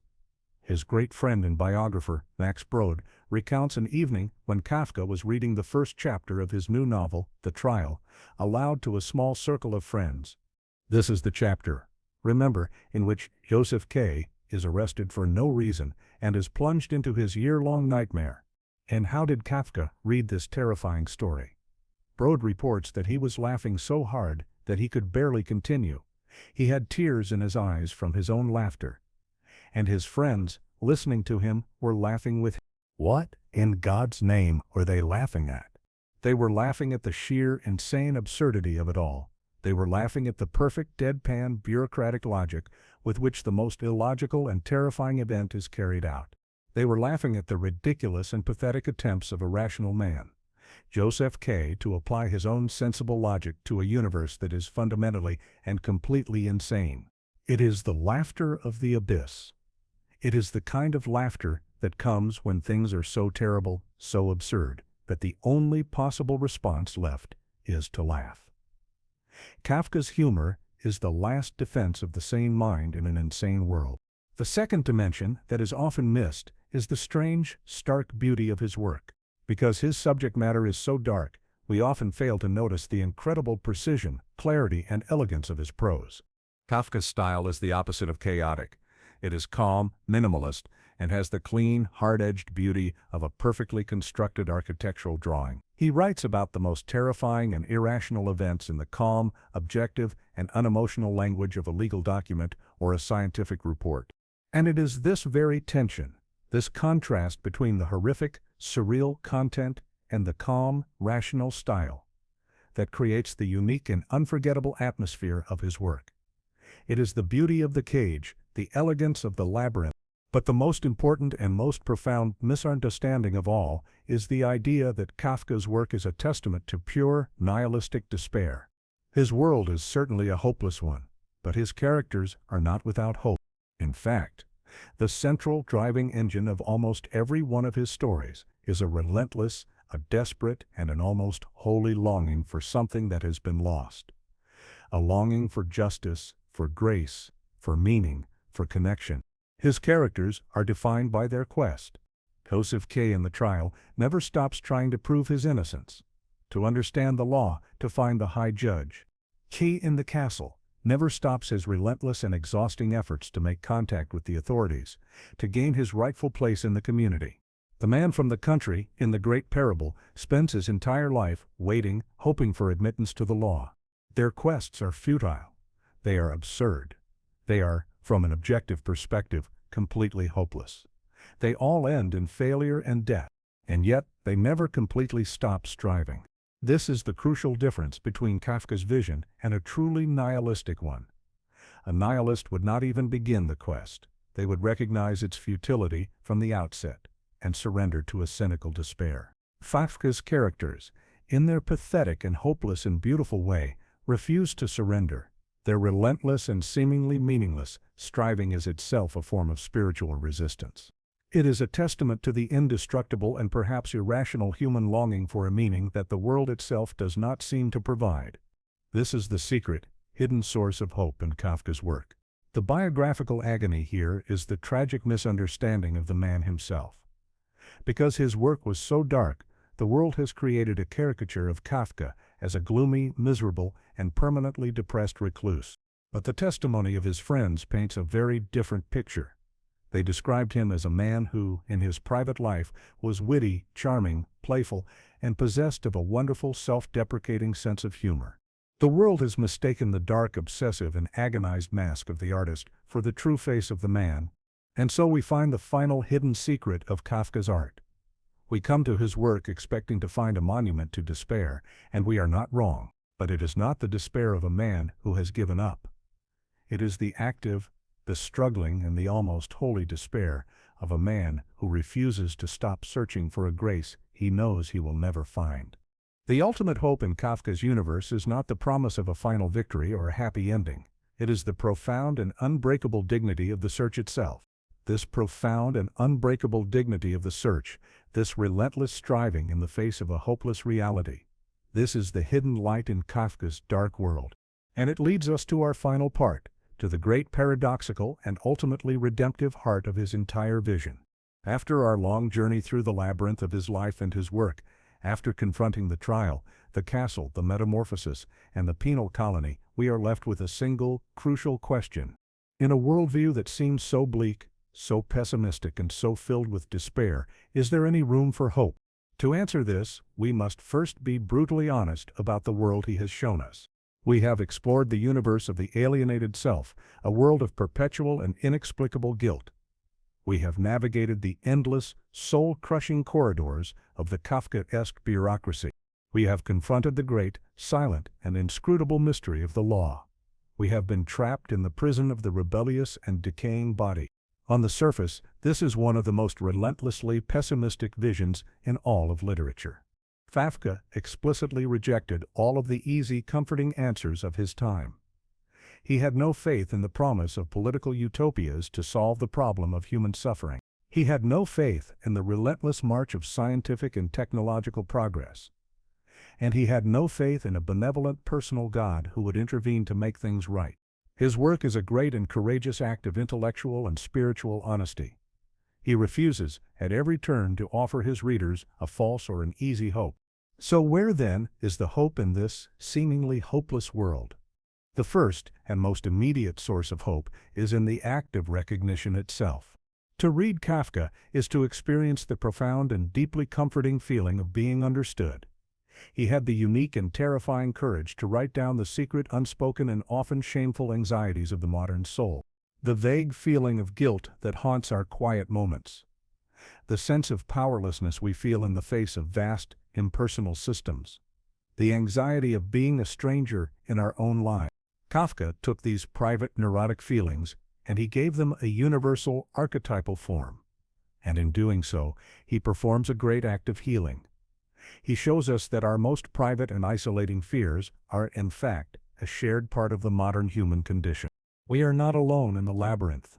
Kafka has been there before us. He has mapped its corridors. He has named its monsters. And in his work, he becomes our quiet and constant companion in the darkness. The second and more profound source of hope lies in the relentless striving of his characters. As we have seen, the world of Kafka is a hopeless one. The quest of his protagonists is always, from an objective perspective, doomed to fail. And yet, they never completely give up. Joseph K. fights his case against the court with a logic that is flawed but persistent until his very last breath. K. dedicates his entire being to his absurd and exhausting quest to make contact with the castle. The man from the country waits his entire life, with a patience that is both pathetic and saintly, for a sign that will never come. This hopeless, absurd, and yet completely unbreakable persistence is a profound form of spiritual resistance. It is a testament to the indestructible human longing for justice, for grace, for meaning, even in a universe that seems to offer none. The ultimate hope in Kafka's world is not the possibility of success. It is the dignity of the struggle itself. And finally, there is the hope that is found in the act of art. The biographical agony of Franz Kafka was a life of almost total and unmitigated suffering. He was a man tormented by his family, by his job, by his own anxieties, and by a fatal illness. By his own account, his life was a failure, and his final, dying wish was for the entire record of that failure, his literary work, to be erased from existence.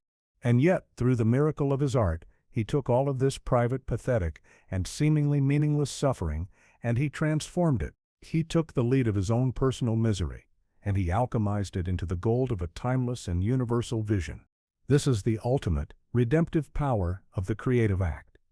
It is a form of active love, a way of taking the most broken and shameful parts of our own experience and offering them back to the world as a gift, as a source of illumination and of comfort for others. His work is the ultimate proof that even the most profound suffering can be made meaningful. And so, we are left with the final great paradox of Franz Kafka. He is the great prophet of hopelessness who, in some strange and profound way, gives us hope. He is the poet of alienation who creates a feeling of deep and intimate connection with his readers. He is the artist of failure whose work is one of the most triumphant and enduring achievements in the history of literature. His work does not offer us the promise of a heaven, the blueprint for a utopia, or an easy path to salvation. His world is a prison, and yet it is in this very darkness that we find his strange, difficult, and enduring light. He teaches us that hope is not the same thing as optimism. It is not the belief that things will turn out well. It is, instead, the deep and abiding conviction that the struggle itself has meaning, regardless of the outcome. His ultimate gift is not an answer. It is a form of companionship. By mapping the geography of our modern hell with such unflinching and compassionate honesty, he assures us that we are not alone in it. And this, perhaps, is the final and most profound of all his paradoxes. The writer who felt most alienated from the human race is the one who makes us feel most deeply and most consolingly human.